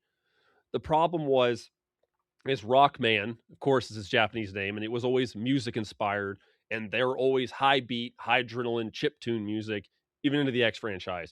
But it's like once they went deep to the disc CDs, everything went like almost like synth electronic-y kind of, and they stepped away from like the hard edge, like what I would assume with like a rock music or like the more aggressive chip tunes. And they just like started drifting away from that. And that's when the music started becoming less memorable to me, at least. Me too. And like, again, like I can't stress enough, like, not bad. It's not a bad soundtrack. Yeah. By video game standards, above average soundtrack. Above reproach. Yeah, above reproach. I just was a little bit surprised, like, because like when I posted I'm getting ready to play a game for the show, one of the reasons I post that is because as a podcaster, I'm legally obligated to post on social media because that's how I fucking hate social media. But the other, like, one of the reasons I post when I'm playing a game for the show is because I want to see, like, what is it, like, I want my thumb on the pulse. Like, what do people like? What do people dislike? What are the general consensus on this game? And the 2 major comments I got on this one were like the Zero Run and the soundtrack. And those were the 2 things that I found like good. Like, I'd give them like a B. Like, they're good. But I just was like, I was expecting like the greatest thing I ever heard. And I just was like, I'm not trying to be condescending, but I genuinely am curious. Like, for those of you that are like, that X4 soundtrack, have you never played Mega Man X? Apparently not. Like, I wonder if they played this first. Like, I guess so. And you know what? And that's, to be fair too, is sometimes it's the one you played first, right? Like, it's the one everyone remembers their first, right? And maybe that's what it is. I have the connection, and the Mega Man X's claws are in me so deep that they're like coming out the other side. And so like, it's like that game is in my top 10. It is like that game is borderline religion in my house. Yes. So like, it's hard for anything to compete with it. And again, I really like X4. Probably my second favorite X game that I've played now, but I just was shocked that the soundtrack got as much praise as it did. If anything, the one thing I said that the soundtrack did was it like Mega Man X, to me, the soundtrack, every single, like, I could listen to that soundtrack when I'm on the treadmill and I'd probably run an extra 2 miles. Like, that music gets me fucking amped, right? The soundtrack to X4 sound like, it felt more like it was setting the tone for like a movie. Like, it was a little bit more dramatic, I guess. And good. But you're right. I found a lot of them kind of like forgettable. I don't know. No, I hear was you. Shocked by it. Like, when they do like the final weapon, like, I always rate a Mega Man game, like, in my mind, it's always like, all right, we go to the last level. The first song of the last level has to be a banger. And it almost always is. Yeah. Usually, yes. Yeah. This one, I don't have anything against the final weapon, but it wasn't nothing special. It was just a background noise. Yeah. Like a background music. Like, Yeah. but some of the games after this, they have some more aggressive tunes that I like, but like it just tapers for me as the soundtracks go. And I don't know if it's just because I don't have the nostalgia, but there is good stuff after this. But it's just I agree. Like it just felt like I'm watching an episode of the show and here's the background music. Yeah, I felt But it was that still way too. good. Very but- good, like a B, very good. But I agree, and you brought up a good point earlier. You know what it might be too is like old dusters like you and I just have that. I've got a borderline fetish for the chiptune music, you know, and maybe that's all it is. I just like the stuff better. So, okay, so like I don't have a lot of the one last criticism. I can't remember which fucking that's level. 4. I know. I knew you'd find another one. I can't remember which level it is, but the one level where you're just on like the jet ski the whole fucking time. Yep. That level sucks. Jet Stingray. Yeah, that sucks. I didn't like that. I don't like that in any Mega Man game. I want to run and climb ladders and platform and shoot. I don't want to just ride on that thing. All right, that's fair. I think that level. No, did you hate? I didn't care for that. I don't mind it. I like the music. I like how Jet Stingray shows up in the second part of the level. I mean, I know it's just pattern memorization. People be like, blah, blah, Battletoads. Like, it's like whatever. But I agree. I don't want that to be my whole level. They could have done it like Overdrive Ostrich, where part of the level you use the bike. It's not 100%. The whole time. 100%. You're not locked in. Yeah, but 100%. It's whatever. Like I would have been like, because I agree with you. Especially the second half of the level when he's like flying above you and like raining fucking missiles down on you and shit. Badass as fuck. If the first half of the level had me actually doing platforming and then you wanted to throw that in, I would have had zero qualms. When the whole level is that, I'm like, what is this? Like, come on, like divide it up. Yeah, come on. But like, yeah, I didn't care for that. Other than that, I didn't find the level seemed a touch, maybe a touch short. Some of them, yes. But not bad. There wasn't a single level in the game I hated outside of having to fucking auto scroll an entire one. They look good.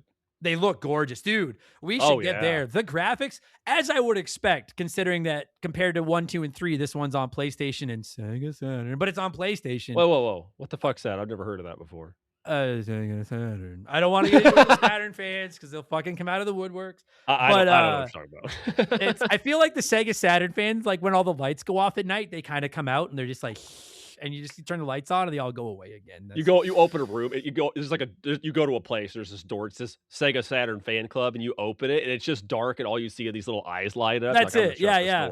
That's what it is. Sorry, Saturn fans. I don't even remember the origin of the dunking on the Sega Saturn on this show.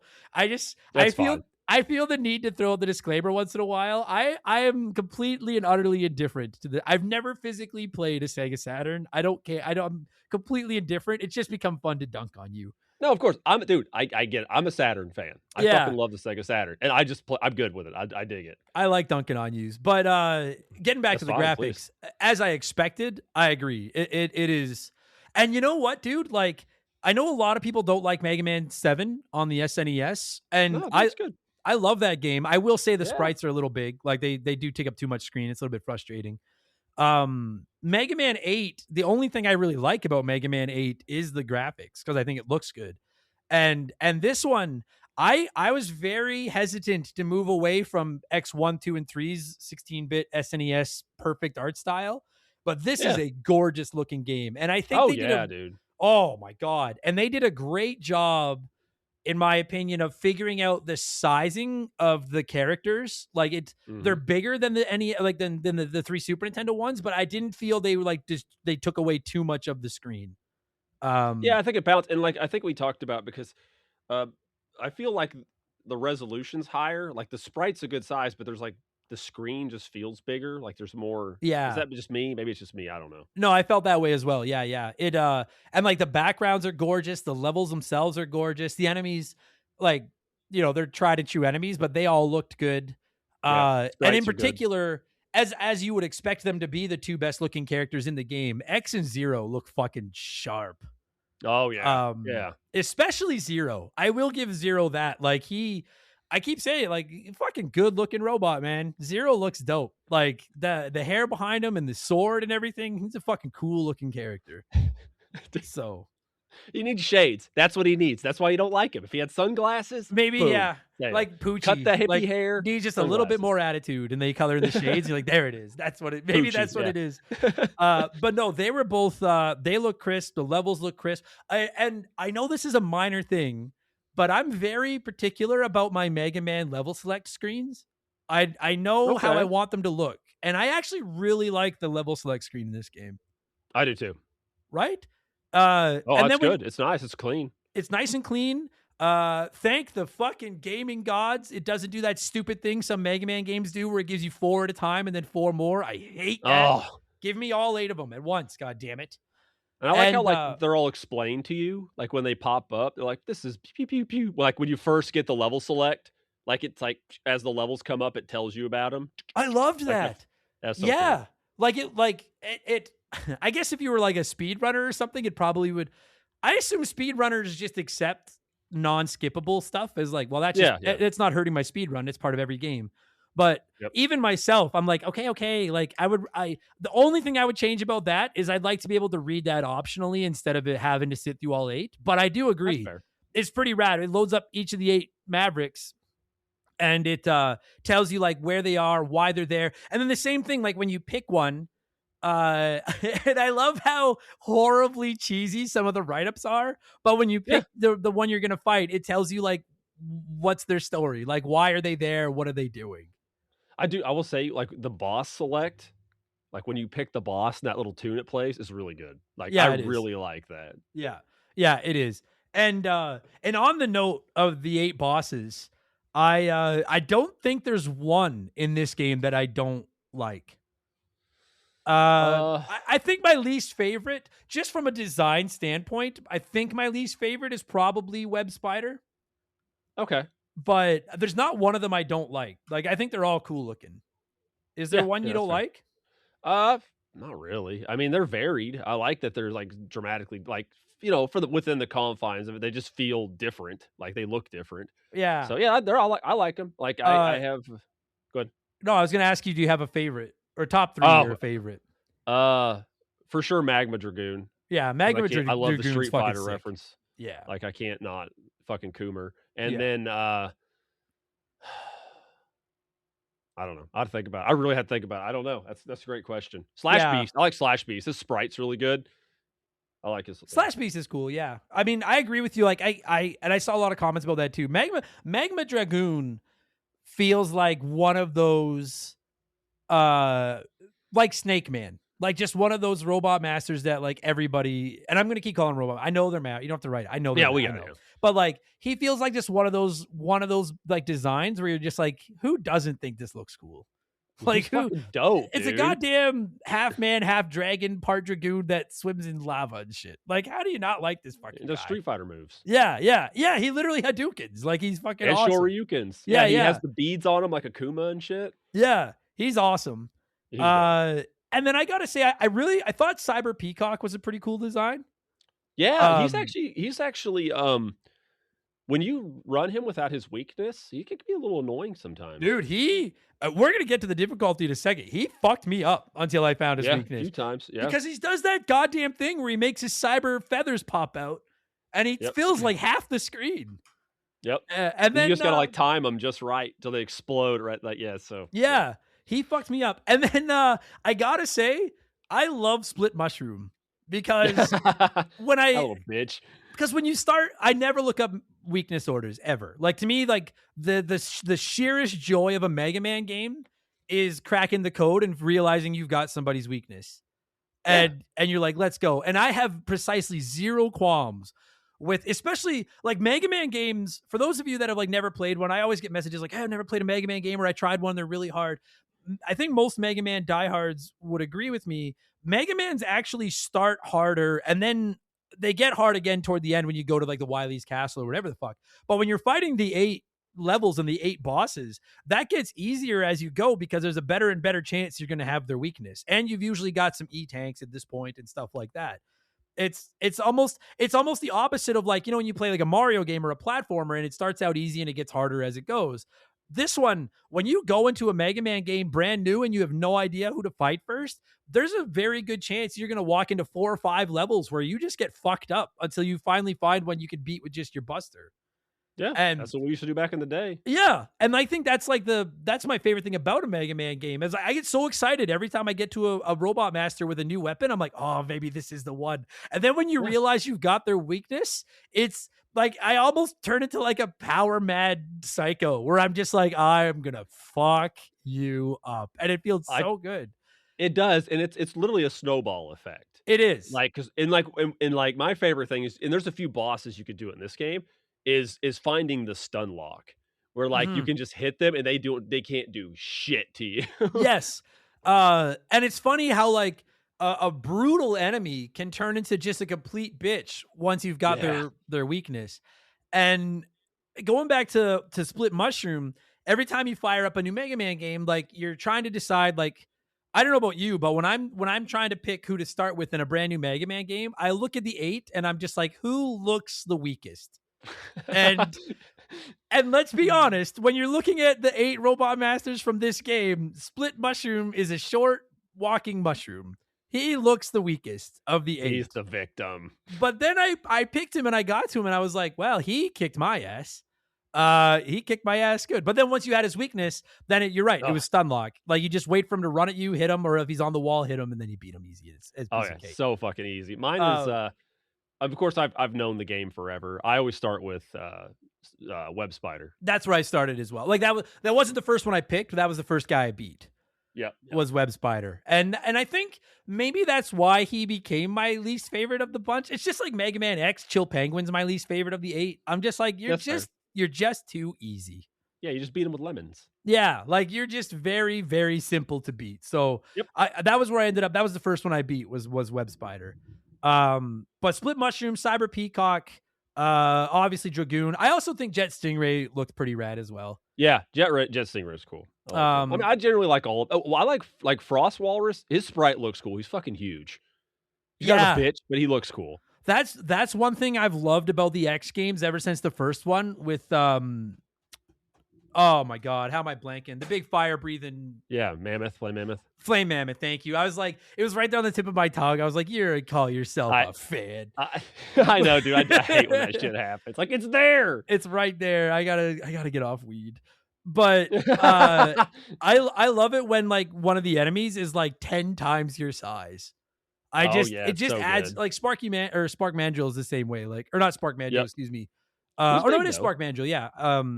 I like when they're like so much bigger than you. It just gives this, like, I think that's what they wanted Gutsman to be, but they just didn't have the prowess to do it on the NES. You know, like, I love when because it just feels like a more epic encounter when they're so much bigger than you.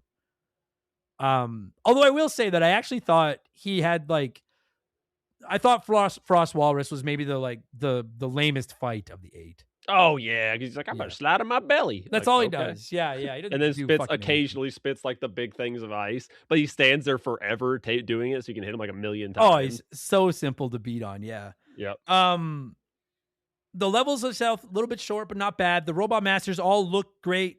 Some of the fights went from like mid with Frost Walrus to pretty epic. I think maybe they put a little too much on Magma Dragoon because he's got the most story. He's the coolest looking one. He's clearly like the Green Ranger of this group. And I think he's the best boss fight of the 8. Yeah. Like, I just thought his fight being on that platform and like being surrounded by the lava and everything. Like, I just think he's the coolest fight of the bunch as well. He's so fucking easy, dude. Yeah, he is. Yeah. Did you take the ride armor in? I did. Yes. I love that. Dude. I love that. Yeah, there's one part in this game where you get the ride armor, and if you go the right way, or if you can survive to the end with it, then you kind of go down through the magma, and then you actually get to like, you can basically kill him wearing just this ride armor without even having to like blast him. Which feels cheap, but it's awesome though. Oh, it's so fucking good. Like, I'll show you who's the strongest. Yeah, I like that a lot. And you finally feel like you're on like a level playing field. I can't think of another Mega Man game where you get to the boss with the armor. I don't think there is that I can think of up to that point. No, not that, at least not. Yeah, the ones I that was a very cool point. I like that as well. All 8 designs were rad. I actually enjoyed the Jet Stingray fight as well, where you're in Yeah. like half the screen is water and half of it isn't, Yep. and he's above you. Usually it's like all water or no water. Yeah. I thought that was a cool fight. What did you I thought the weapons talking X, we'll talk X first. The 8 weapons you got, I didn't think it was like the best crop of weapons ever, but I didn't think it was the worst. God. It was You okay. mentioned this, and I'm like, oh fuck, I gotta remember him. Yeah, it's sold by web. I do like the web because it acts like a wall. Like with Yeah, X. I thought the web was cool. actually the coolest of the 8. Yeah. I like that. So my favorite is probably, I like the web for movement tech. I love the charged up Storm Owls move because you just shoot 2 wind blasts out of each hand. Yeah, And I think that's fucking cool. But Yeah. my favorite is the twin slasher. It's Oh, like really? the Contra spread beam, but you just don't have a middle shot. Yeah, It just yeah. fucking kills everything. I found it very useful. I like it a lot. I actually thought one of the coolest. I thought the Soul Body was like. I was like, what a Soul cool Body's cool. idea! Yeah. Like, I'm not going to criticize them for not getting hella inventive with 8 robots because there's only so much you can do, right? Like, I'm sure that it's not an easy that you didn't just make it 8 weapons that shoot a different style of ammo out of your gun is like that's half the battle, right? Like, there's only so much you can do in this one. But Soul Body, where you create like a second Mega Man that's running around in front of you and doing what you, I was like, what a cool idea! I thought that was awesome. I'm surprised we haven't. Well, I mean, even think about, like, I'm surprised they hadn't done it before when literally one of the bosses in the first Mega Man game is copy Mega Man. Yeah. I thought I really enjoyed that. And then you mentioned the charge up attacks. When you play it, we'll go through the Zero stuff later. When you play as X, you find the 4 Dr. Light. Do you want to talk about the armors first, since we're going there? Yeah, go nuts. Oh no, I was just saying, like, yeah, you can by all means. But I was just saying, since we need to talk about charge attacks, we might as well just talk about the armor while we're at it. Yeah. Like, so you find the 4 chambers and you power up your armor with 3 of them, and then obviously you get the blasters. Yeah, we'll talk the blasters. Which we'll talk about. I got the foot part one right away, just like because I beat Web Spider, and dude, I have to say, like, I can't imagine not having that and not being able to do that little glide in the air and playing through like if that was like one of the last levels you did, I'm like, man, you fucked yourself, because that little glide comes in so handy. You talking about the air dash? Yeah, no, the hover. The hover, when you can do that little hover. Yeah. What a difference that makes. It seems so useless until you start using it, and then in the final Sigma fight, and you're like, wow. Yeah, it makes really it makes a huge difference. This game, sorry, on the note of the controls too, this game does the same thing previous Mega Man X's does. It requires you to get good at doing that like dash wall jump combo. To do those big jumps. And I did the same thing I traditionally do in X games. I had to move my dash to right trigger. I couldn't do it off. I have such a hard time doing it off the 2 face buttons. Having it on my right trigger makes it so much easier. But it requires you to do that. And then, dude, I was shocked because I didn't want to look up anything. When I got the helmet, and like, let's be honest, in previous Mega Man X games, the helmet has been the weakest power up. Like, oh, now you can bash through bricks in like one specific area of the game. Yeah. Now you can scan for shit that you'll never fucking do because it's a pain in the ass. And it felt like the developers were like, what can we do with the helmet to make it not suck? What if we make it so you basically have infinite Robot Master weapon energy? And I was like, when I first got it, I read that and I'm like, that's gotta be, there's no way. But then it does. You can just, because I never use my Robot Master weapons because I always want to conserve the energy because I'm cheap like that. But when you tell me that I can just use it as much as I want, I was just Robot Master weaponing all over the fucking place. Yep. I was the same way because I always save mine too. And I'm like, what? I can use as much as I want. Yeah, that was insane. I couldn't believe that was a thing. I was like, are you fucking kidding me? So if you've except not for your played charge shots, your charge that's the only shots. thing that doesn't. Yeah. Right. Yeah. But yeah, like so then you can just switch to any of your 8 Robot Master weapons and just use them. Doesn't matter. Just go ahead. Just use them like your Buster. It's fucking crazy. And then the armor, like, for the most part, just gives you the best armor. Gives you damage reduction, and then the Nova Strike, which I never used. Yeah, we'll talk about that once we get at the end of the armor section. I have a comment about that. Okay. Yeah, like, well, because I was gonna say, like, I never used that Nova Strike because at that point I had infinite robot weapon energy. Yes. So I was like, I don't need this. I can fucking just use my robot master weapons. Yeah, it just like you like turn it like I don't know, like a jet, like wing thing, and you like dash at the enemy. You could do it like once, and it won't fills back up. You could do it again. Yeah, it was a cool concept, but I never used it. So That's right. It's reasonable.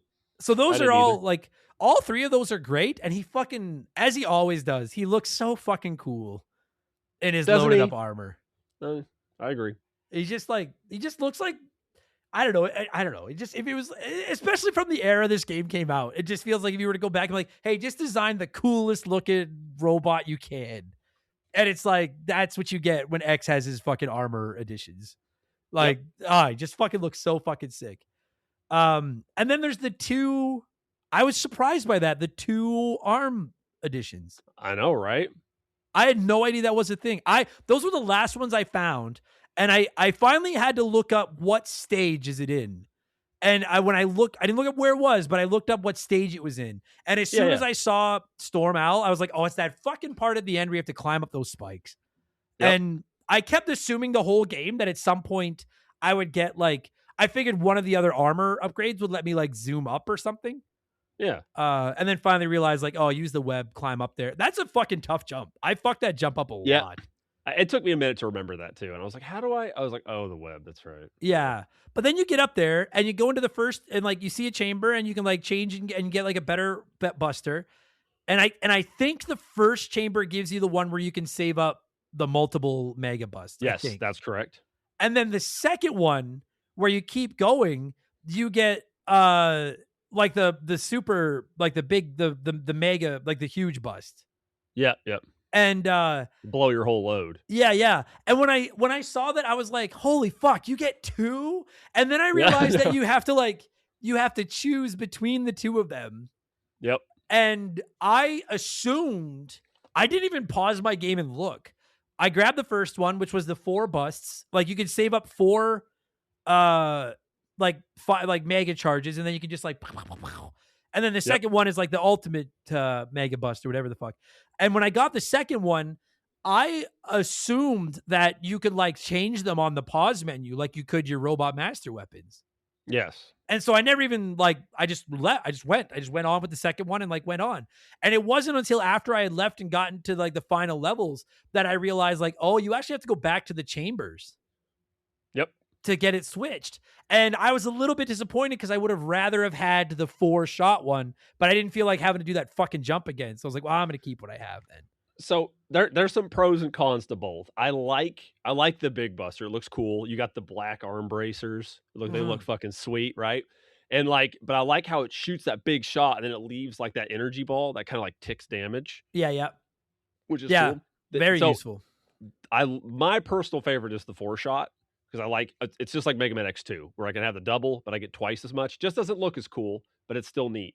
But you get a Stordos. The only thing that sucks is instinctually, I think, my shot's charged.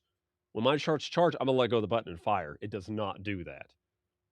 So when you're fully charged and you let go of it, you just have the 4 ready to go. You can just tap the button and shoot. It does not shoot immediately. That threw me off one time in a fight. And I was like, okay, I'll have to remember I can't do that. So just FYI, for anybody who's playing, if you're an old school fan and haven't played this one yet, that's how that works. That'd be rewriting muscle memory. Like that'd be kind of mindfuck. Because I'm the same it's way. Not too bad, but yeah, sure. It gets you. It'll get you a time or two. Yeah. I just like, it's not even a criticism. It's my fault for not pausing it. I just really assumed that I had both and could switch them on my pause menu. That's reasonable. Do you know about, oh no, before we move out of the armor section, I have something I want to say. Whenever we're done. No, go ahead. Because I am done. Other than there's like, I didn't get the hidden one or the hidden ones. What, the hidden armor? Yeah, where you can like put in a code on like, I didn't know it until after once I beat the game, I always go back and like look up a guide to be like, did I miss anything? And I didn't realize that you could like do that. The Zero in particular looks awesome like that, but I didn't get either one of those. Yeah, I'll elaborate. So there's a code in, like when you start the game and you're picking the character, you can put a code in, and for Mega Man you get the ultimate armor, or some people call it the Saturn armor, and it's the same armor he gets except it's all black, and then you have the big Buster Shot, and you have unlimited of the Nova Strike. You can just do it as much as you want. And then these, yeah. go ahead. No, I was just say that would be like borderline game breaking. I feel like It is, dude. Like you just, that's you part of the. just It's keep no tapping different. R2. Right. It's just like the Fireball in X1. Like it's there to be game breaking if you want it. Yeah, So. but there is no like find it in the game armor. You have to put the code in. And then Zero's the same. You just put the code in, and then you just literally, it just gives you all of his abilities, and his armor's black. That's the only, like, he doesn't get anything extra outside of that. Yeah. And on that note, so like other than talking about the end of the game and like the final boss fight, which we'll kind of save, is there anything else from like the X? Because I want to talk about a couple things from the Zero playthrough. Are we good on X? Like I think we've covered. One more thing I want to point out is this game did something that the X franchise should have done a million years ago, and I'll say that when we get to Mega Man X5 as well. When if you didn't know this yet, when you have a Maverick's weapon set, let's say you have Slash Beast weapon set to shoot, if you push the triangle button, you'll shoot your regular Buster. I never knew that. Yeah, so square shoots the power, triangle will shoot the regular Buster. So you can still do charge shots and everything like that with triangle, and then do regular shots with square. I had no idea that was a thing. Yep. Well, fuck. I learned something. We had that extra button the whole time. Nobody I know. Used it. I was like, get out of here, triangle. You're a useless piece of shit. Wow, that's interesting. I did not know that. That's cool. You're right. They should all do that. That's a fucking great idea. Once you've got enough buttons to do it, why not not do it? That's a good idea. I know. I'm right there with you. Also, I think that's all I got. Another thing this game does that the first 3 Mega Man X's should have done is it should have had fucking save files. But yes, that's it. I'm just saying, like passwords should have died with the SNES. All right, yep. Like fucking no more passwords. Actually, I was gonna ask like during this video what Buster you settled with, but when you posted your pictures online of your save files, I was like, okay, never mind. Yeah, and I honestly, like I said, I think I would have preferred the other one, but I was like, I'm not going back to get it. I'm good. No, you're fine. Most people, like my brother, always went with that one. So, and most people like that one. But I noticed you have less E tanks. Yeah, that's get like that. Yeah, you get 2. Yep, you get 2, and then the one weapon, and then that like the EX tank for like extra lives. Yeah, the EX tank. I had to look up what that did because I was like, what the fuck is this? And it was like, oh, whenever you restart your file, you have 4 lives instead of 2. And I was like, well, that's an odd. I would trade that for a 3rd E tank personally. 100%. I would give you the choice. Would you like more lives or would you like an extra E-tank? I'm like, yeah, every time. That being said, though, one of my like less liked things about some Mega Mans are when you can just stockpile and you have like a dozen E-tanks or like 9 E-tanks. I think kind of like the X system. Yeah, I like the fact that you need to refill them. Myself, like I'm a fan of like once you have full health, any health you pick up goes into E-tanks. I like that system.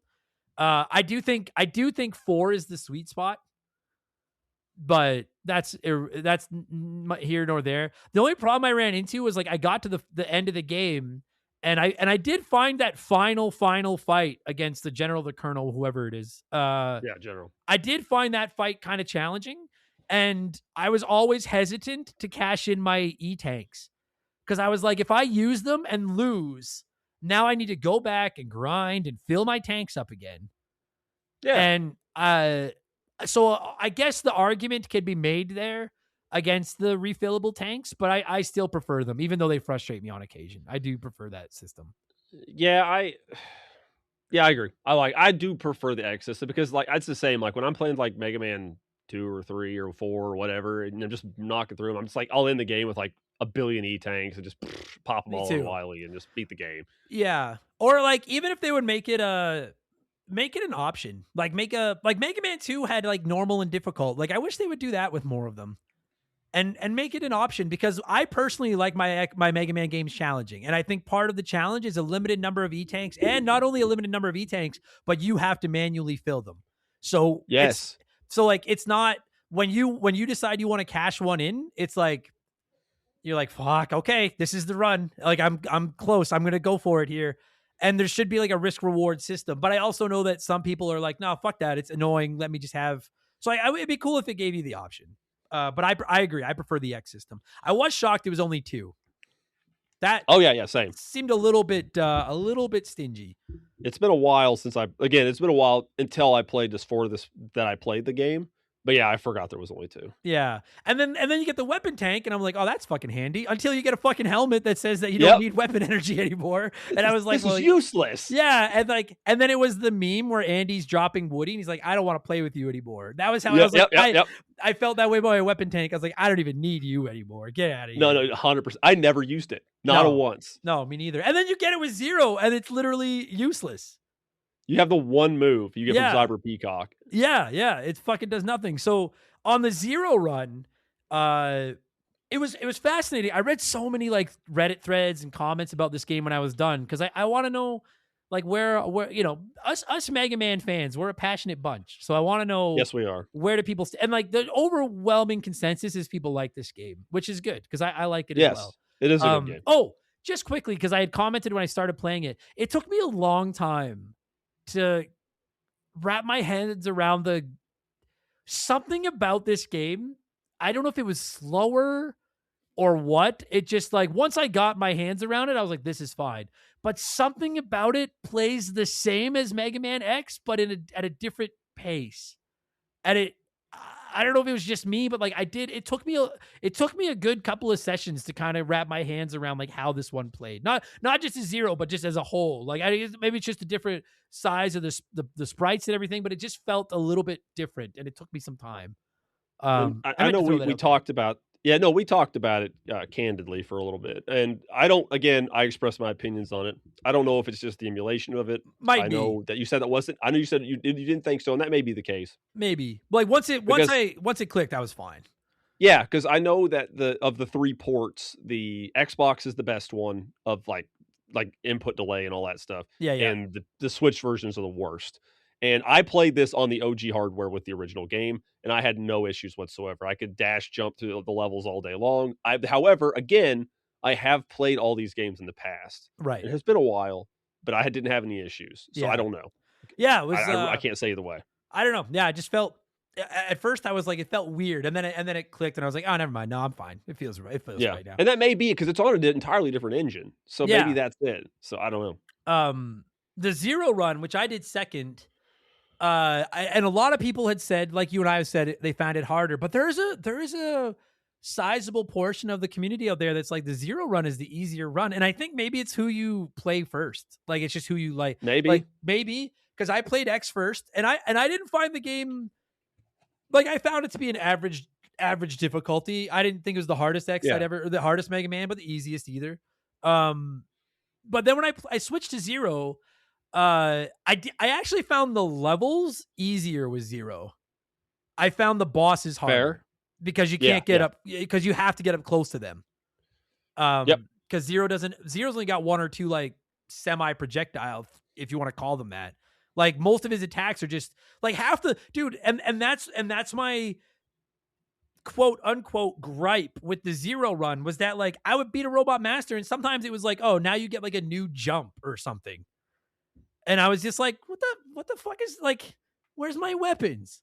Like, I was like, like, and again, it's if it had been like a standalone game or something, I would have been like, this is great. But I wanted to play Mega Man. I didn't want to play Ninja Gaiden. So see, that's what happened with me, because I hadn't played it forever. So the first time I played this game, I did Zero, and I got all the way to the general fight, and I couldn't beat him. This was when I was a kid. So like long time, I just couldn't beat him. I was like, that really kind of soured it for me a bit.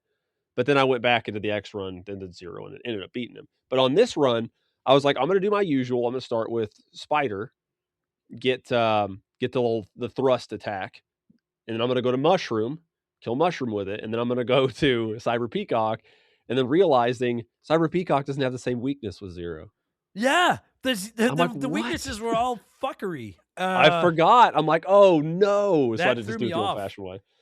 But I liked that because and that's the great thing about the Zero run is like, especially like, dude, if this was your game you got when you were like 13 or whatever the fuck, to get 2 games and then have to figure out the robot weaknesses twice and stuff, I was like, mwah, like that's beauty. Oh, That's all that is great. And again, I'm not trying to say the Zero run is bad. It's very, very good. It just isn't X or Mega Man. But the robot, I found the bosses so much harder because you had to get close to them. And I had a motherfucker of a time beating that final general fight with Zero. I was on that fight forever. ever. Like, I found that fight difficult with X. I found it Yeah. infuriating, not in a bad way, but in a like, I can't beat this way with Zero, because it's that fucking part where it's killing the 3 heads isn't bad. Killing his fat head that pukes slugs or whatever on the ground isn't bad. It's when he's Yep. fucking up on that whole body and you have to go up on his fists and jump up there and fucking hit him without taking damage. I had so much trouble with that at Zero. My God. I didn't look it up. Maybe there's a strategy to it I didn't get, but I had a hell of a time beating that fight. I don't even remember what I used. I don't even think I used a weakness. I think I just fucking hit him. Like, That's I all just I hit just him and kept used hitting all him. my E-tanks. Yeah, I just kept doing that like jump, because like, man, by the time Zero's got all 8 like abilities, like being able to do like the jump, like flip, like somersault sword attack, and then be able to do another jump out of it. Like, you're fucking slicing and dicing all over like I said, the levels I found much easier with Zero. But when you had to get close to something and hit him, particularly that fucking final fight, I did finally beat him. But it was that situation with those E-tanks where I was like, he was killing me, and I'm like, I'm not getting close enough. I am not using these things until I've got like, when I can get through about half of this fight without without having to use an E-tank, then I'll roll the dice. Yeah, and I of was course. so scared to fucking use them. Because I was like, fuck, if I use them and miss, it's like, I got to hike back, fill my fucking tanks. God damn it. It's our burden in life, dude. Yeah. Oh my God. So for those saying that the Zero run is the easier run, I guess it comes down to your play style. I found it substantially harder. Like, I think, like you said, I think once you get it, it's not as bad in like, just like the robot fights, because his movement tech's great. The biggest issue with Zero is he has no damage mitigation. So like, he has nothing reduces damage he takes throughout the entire game. And you know what? I will say that is well, I was disappointed that beating the like, you get a couple weapons, like you get the thing where he shoots the fire up in the air and the ice, but like you like some of the abilities you get when you beat a master is like, oh, now you can do like an extra, like, it's just, they're not as they're fine, but they're just like new abilities, they're not new weapons all. I was genuine that I get in a way, because there's only so much you could do with a guy who has a sword and not a buster. I was genuinely a little bit disappointed that you don't get any of the chamber power-ups. I mean, I guess you can argue you get those abilities by beating the masters, but like you said, like I don't know. I would have liked to have them come up with something that you could get from finding those chambers. You just need to find like a chamber but it's Dr. Wily. Yeah, like how sick would that have been? Our rivalry is what gives me motivation. And then you get a power up or like, something. use this to, like something like that would have been sick. So I don't know. And that, I guess that kind of boils it down to like where I was. I wouldn't remove the Zero run from the game by any stretch. Like, I'm happy they're both there. It was fun playing through a Mega Man game with a different character and a whole different strategy. I was on board with all of that. I just didn't like it as much as I did the X run, which I know I'm in the minority for. But I like both, and I give the developers a lot of credit, because whenever you read reviews, like I always read the Wikipedia pages of games before we do a review as well, just to see if there's any crazy notes I missed or anything. Yeah. And when you read the reviews of this game back when it came out, it's the same thing that pops up in practically every Mega Man review from back in the day. People are like, it's the same formula. It's the 8 weapons, 8 masters, then you beat the boss, rinse and repeat. It's very difficult. That's what Mega Man is. And I disagree with that being a bad thing. Like, when I buy a new Mega Man game, that's what I want. Yeah. Like, that's why I'm buying the Mega Man game. Is to fight 8 robots, get their weapons, and then go kill a bad guy. That's what I want out of them. But I will give a major tip of my cap to the developers for, like, they could have made Zero, like they obviously did make Zero his own game, his own fucking series, but like they didn't have to put that in here. No. And the game would have sold just fine without it. I feel like your first game, it would be like, all right, this is the Mega Man thing, and then the next one, X5, then we'll add Mega Man and Zero. Right. But the fact that they shoehorned in this whole second run that plays very, like, those levels are great. I still think they're maybe just a little bit short, but the levels are so well designed that they're not broken for X or Zero, despite those two characters playing differently. And the 8 robot, the boss fights work with either character. Although boy, they're a lot harder with Zero in my opinion. A very well designed game that it can work. It's almost two different games with the same levels. Like imagine an NES game where you could play it as Contra or you could play it as Ninja Gaiden, but it's the same levels. Like that would be wild. Like that's kind of what they did here. I see what you're saying, and it's cool that they managed to work it without being like, all right, here's the Mega Man stages that play like traditional Mega Man stages, but then we're gonna go to Zero, and that's gonna be like a beat 'em up. Yeah, which they could have easily done. Yeah, I was really impressed, and I will say, dude, like when the first hour or so that I played this one, with the cheesy voice acting and the art style that does look a lot like Mega Man 8s and stuff. I'll be honest, I did expect this to be my least favorite X game of the four, because 8's my least favorite of the OGs, and I was like, this is going to be like 8. I know that people say that Mega Man X kind of loses the script as it gets into some of the later games, and I was like, fuck it. Tell me this is where things start going off the rails. But then the more I played it, I was like, no, I am really, really high on this. And like I've said, Mega Man X is still a religious experience for me. I adore that game. I thought X2 was an incredibly competent and good sequel to X1. I don't particularly like X3. It's my least favorite for sure. I really came around on this one, and I put it into my number 2 behind Mega Man X now. Very, very, very close to X2. I think the difference for me between X2 and X4 would be what mood am I in? Do I want to play a Super Nintendo 16-bit Mega Man, or do I want to play a more modern? Like, that's all it comes down to. They're both very good games. Like, X has not lost the script yet in X4. It's still very good. I was impressed with this game.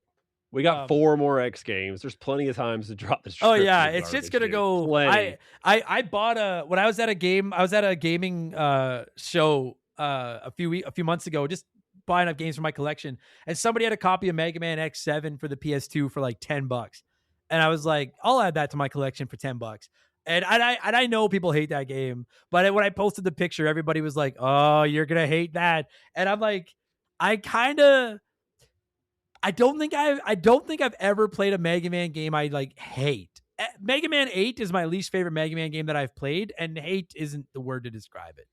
It's just, that's reasonable. It's, if you're eating a 10-slice pizza, one of the slices is going to be the worst slice. Like, it's going to have the little. That's true. It doesn't mean it's bad, but it's going to be the worst. It's still slice. Pizza. But I'm kind of excited. Like, is there a possibility that I someday go like Scorched Earth on a Mega Man game on this show? I'm like, it sounds like maybe one of these last X ones is going to do it. I don't know. All right. Well, let me tell you this much. I have played all the X games in some way, shape, or form. I've never beat 7 or 8. I can't.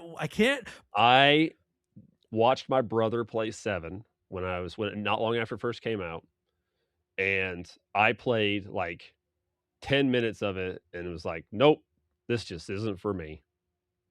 I kind of can't wait. I don't know why. I don't know. Like, I love it. I love Mega Man. Why do I want to do an episode where I'm mad at Mega Man? But I kind of can't wait to get mad at him. I don't know. Well, dude, let me tell you, it's like, so one of the most notoriously difficult Mega Man X games, which we're not there, X6 is generally, to my knowledge, is like one of the most fucking hard Mega Man X games ever. And that's got one of my favorite Sigmas in it. So, I don't take from that what you will. Zombie Sigma, baby. Zombie Sigma. Fucking Sigma. Dude, it's so fucking good, dude. I know they'll never, well, I won't say never, because who knows anymore, but I would love a Mega Man Generations where, like, I want one where, like, X and Sigma and them either come back, or Wily, Mega Man, and Light go forward. And they have to, like, work together. I think it'd be so much fun. Though they'd pull the Zero from the Zero franchise too. Yeah. Like, let's just go nuts. Let's go nuts. But you know what? Now we're getting greedy. We finally got a new Mega Man announcement. I'm not going to get greedy. I'm just going to wait patiently for my new Mega Man game.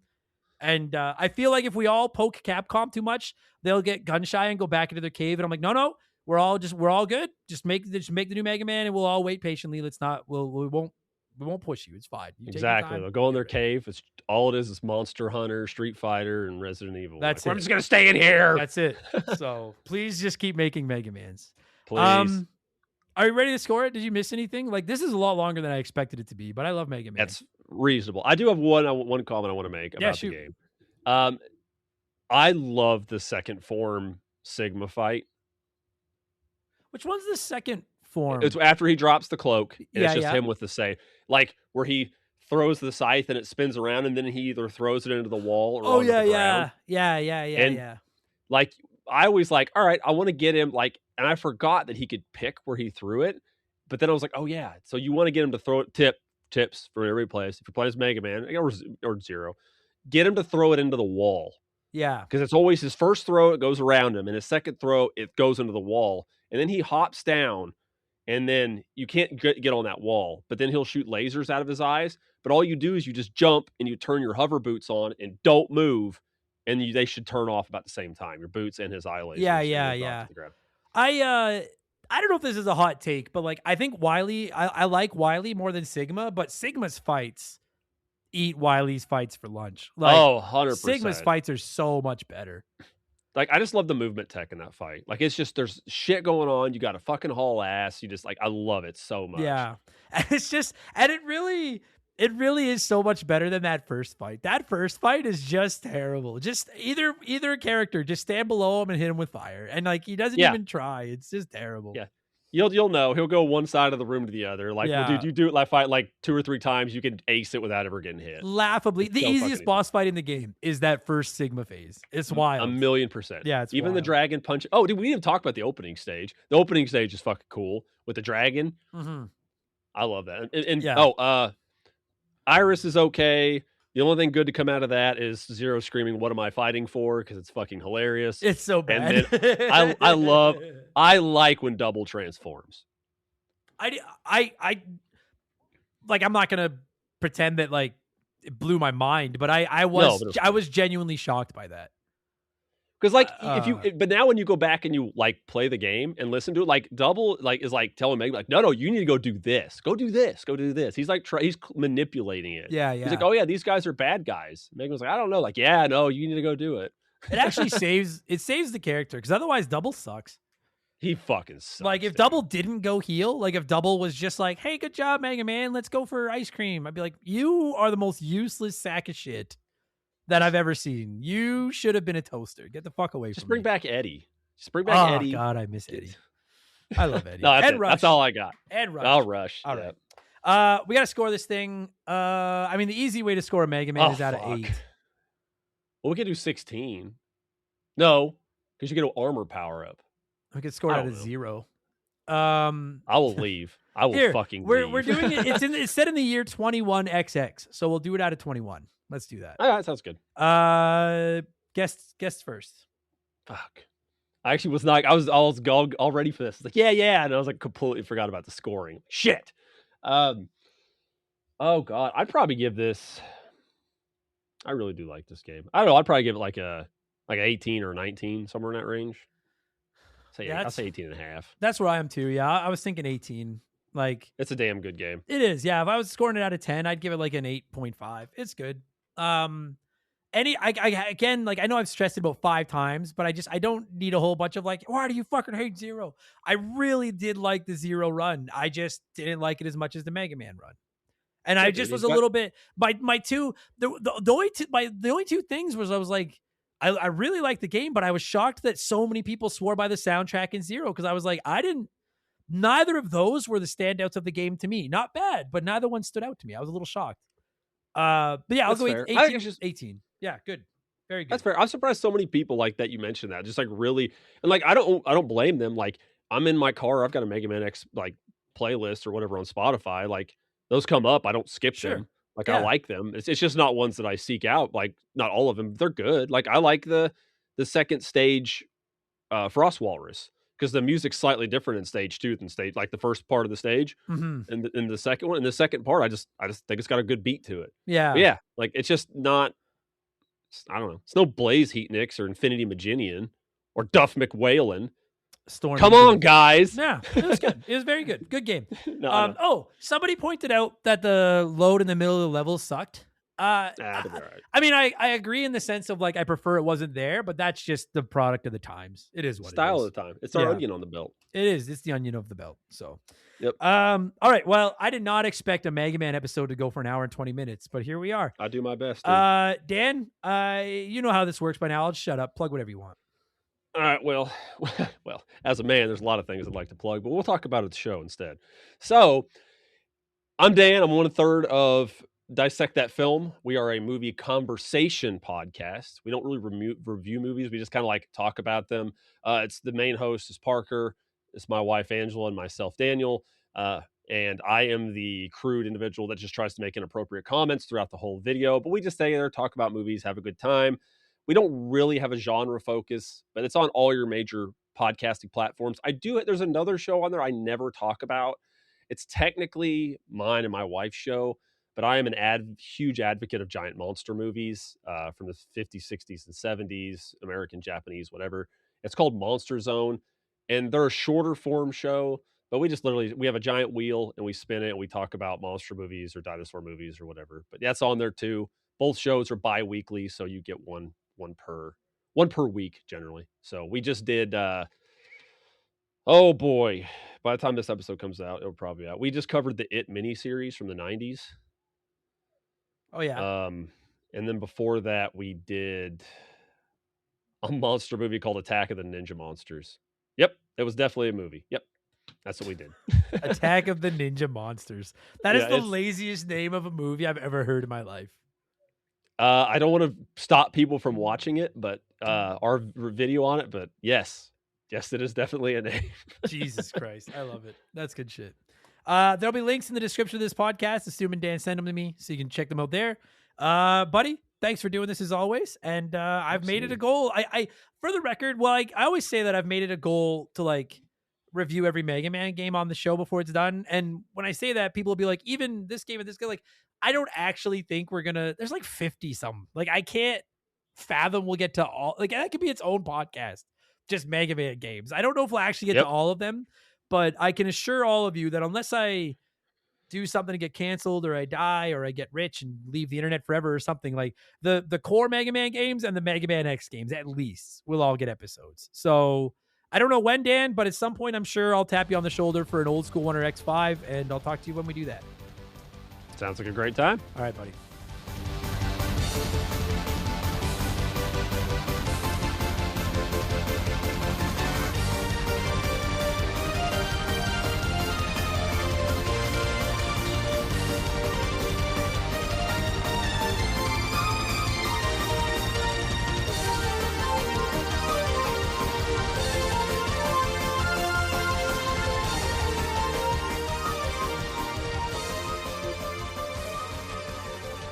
And that is going to do it for this week's episode. Dan, thank you so much for giving me a call and talking some Mega Man X4. And every single one of you nerds listening, whether it was your first RTG or your 362nd or whatever fucking number in between, thank you so much for the support that you chose our retro gaming show out of all the ones that are out there. Well, that warms my heart. And I live in Northern Canada, and it's January, so my heart needs warming. I appreciate it all. I appreciate it. Fuck it. Jesus.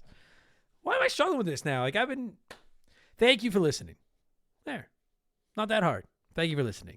If you like Dan, check out his shows. You can find links in the description of this podcast, presuming he sent them to me, which I believe he already did. So presuming I remember to put them in there, then go check out his stuff. And if you want more of me, which I can't imagine, but if you want more of me, patreon.com/rememberthegame. Subscription starting just $3 a month. We'll give you your 12th month on the house if you pay for a year up front. There's Patreon exclusive streams that you can join our Discord, which is over 1,300 members. You can vote on the games we cover. And oh yeah, extra podcasts almost every week. The last week of the month, we're not going to be doing them anymore, but there's still 3 to 3.5 weeks a month of podcasts Monday through Friday. It's pretty much the best deal in the history of the internet. Oh yeah, and I'm on Twitch, twitch.tv/rememberthegame. I've been playing Battletoads on the NES over there lately. I'm up to, for those of you that are like, I've never seen past the speed bikes, I'm up to level, the beat 'em up, the tree, the speed bikes, the ice level, the surfing, the snakes. I think I'm up to level 7 now, where I'm like, it's like another speed bikes, but you're in planes, and I'm right at the fucking end of it. So I'm getting closer. I'm gonna beat that game. Twitch.tv/rememberthegame. You can come by and see it, and youtube.com/rememberthegame if you want to check out some of my Let's Plays and stuff. There's links to all this in the description of this episode as well. I think that's all the plugs. Yeah, I think that's good. I'm going to thank some patrons and get out of here as I'm contractually obligated to do. Thank you all so much for listening. If you are a patron, come back for tomorrow. Expansion Pass on Thursday. We're going to be talking about our most anticipated games of 2026. Should be a gooder. And make sure you come back next week, ladies and gentlemen, because next week it is Remember the Game 363, and we are talking the very first entry in the Assassin's Creed series, Assassin's Creed #1. I have a lot to say about this one, and I have some... I don't want to call them hot. I don't want to fake it. I have some lukewarm at best takes about how I feel about covering more Assassin's Creed game in the future, but you have to listen to the episode to find that out, okay? I'm going to thank some patrons and leave. Thank you all so much for listening. I'm very, very grateful. Leave us a good review if you didn't hate this. I'd really appreciate that, and I'll talk to you later, okay? Cheers, so long, goodbye. Remember the Game is brought to you by our Patreons. I couldn't puke up all the content I churn out every week without all of your support. The following people are the senior executive vice president level or higher at patreon.com/rememberthegame. And as you probably know by now, that means I have to say all their names as fast as I can. So we're going to go in alphabetical order based on your email addresses this week to change it up and have some fun. A huge thank you to Remember the Game Hall of Famer, Slick Motherfucking Rick, Tyler, Doogie Bowser MD, Raph is my favorite turtle, not Donnie, AB Kellen, Just a Fish, Adam Martinet, a dude named Adam McKee, Network, A-Town, Infinity Rage, Alex R, Andy Hudson, Dave Thompson, Toby OP, you heard about Pluto, Pee-wee Squitters, Andrew Wright, Zamatos, Brandon DeZeba, Eldest Millennial, Legendberry, Hagel Waffle, Dissect That Damn, Blobby, Christopher Lee Williams, B Money, Matt Babineau, General Fury, Daniel Cook, High Plains Drifter, Roger Staubach's Pool Cleaner, Bula, Mild Oatmeal, Cody Thompson, Muncal, Adam Blank still hasn't reviewed Mario Galaxy, Donald McDonald, Chris Fleury, Exotic Chaotic, Chris Hill isn't scared, that could be anyone's ass, The Grim Patron, 333, Topher Love, Makeshift Mallow Magic Money, Christian Gabriel, Christopher Britt, Drugs of Adam K, Spider Cat, Chris Nethercutt, Discount Psyop, easy for me to say, Juris Dr. Mario, Robbie Air, Cesar, Fallen Snow Kiku, Archangel Otaku, Darbles, Dark Squall, Thunderleaps, Davis Feith, Decoy Man, The Supreme Chosarizo, Devin Collins, Doug Dorn, David Schroeder, Scotty McGee, Joe the Sandman, MacGyver88, Brother Retro, Ida Yellow, Eric Hopewell, Flater Flav, please refrain from tasting the knob, E-Man Trucker, Big the Cat, Shut Up, Leroy Jenkins, Frank Preeves, Growlywog, Lil Bunny Fufu 89, VOS Rager, Generic Name 238, Graham Kennedy, D9PSX, Fancy Store-Bought Dirt, Maverick Marty, Jameer Williams, Diablo Spartan, You Son of a Bitch, Why? Tell Me Why, Faded Sufferance, Holmes, Trooper Galactus, Liquor Like Luigi, Dumb to Ched May. Still don't get what that is. Message me. I don't understand. It's going over my head. Maybe I'm saying it wrong.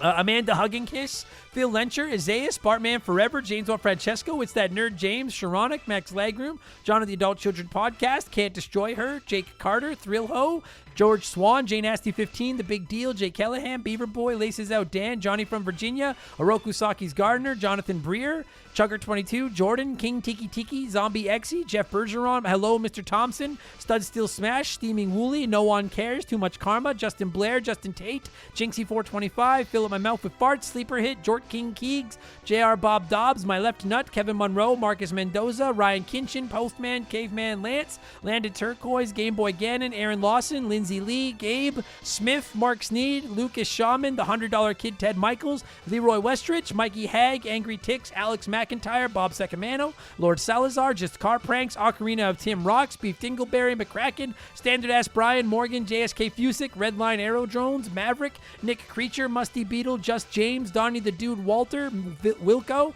Frosty Bear, Lord Palmerston, Ryan Perry, Cannon Fodder Games, Lotus, Hits Meals, Randy Barrage, Horror Wars Podcast, Zigfreak, Big Daddy Randall, Handsome Major Angus McZongo Esquire, Titan 420, Brian Richmond, Northern, Monstrous D. Boner, Bob Lindsay, Wyatt the Surgeon who isn't a surgeon, Rome, Adam Nutsich, Dazer8th, Ryan 4664, Squeak Nuts, Mercury 869, Sam Carpenter, Storm Beagle, Flinny 123, Blaine the Hoagie Man, Scott Brooks, Captain Asbury Juice, Steve Dulk, Erotic Onion Ring, Timmy the Exuberant Turtle, Super Cyan, Seferioth, Shane's World, DBXJ, Shoeboxers, Jimothy, Scotty J, Sour Goat Face, Squints, Newman, Spooky Dookie, Ted Explosion, Captain Black Silver, Scary Terry, T-Bear 87, Mike Maloney, Tim Maverick, Tadpole, Thomas Smith, Botfucker, Timothy Sabrinsky, Doogie, Beers of War, Fuzzy99, Quiet Place Queen, Travis Sanders, Mr. Jabroni, Conebread, I Am the Very Model of a Modern Major General, Because 19, Penguin Milk, Wolf Magic 21, Lord Longrod Von Hugendom II, Tyler Patchell, Ryan Whitcomb, Rush's Dog Walker, Works for Me, Dean Donian,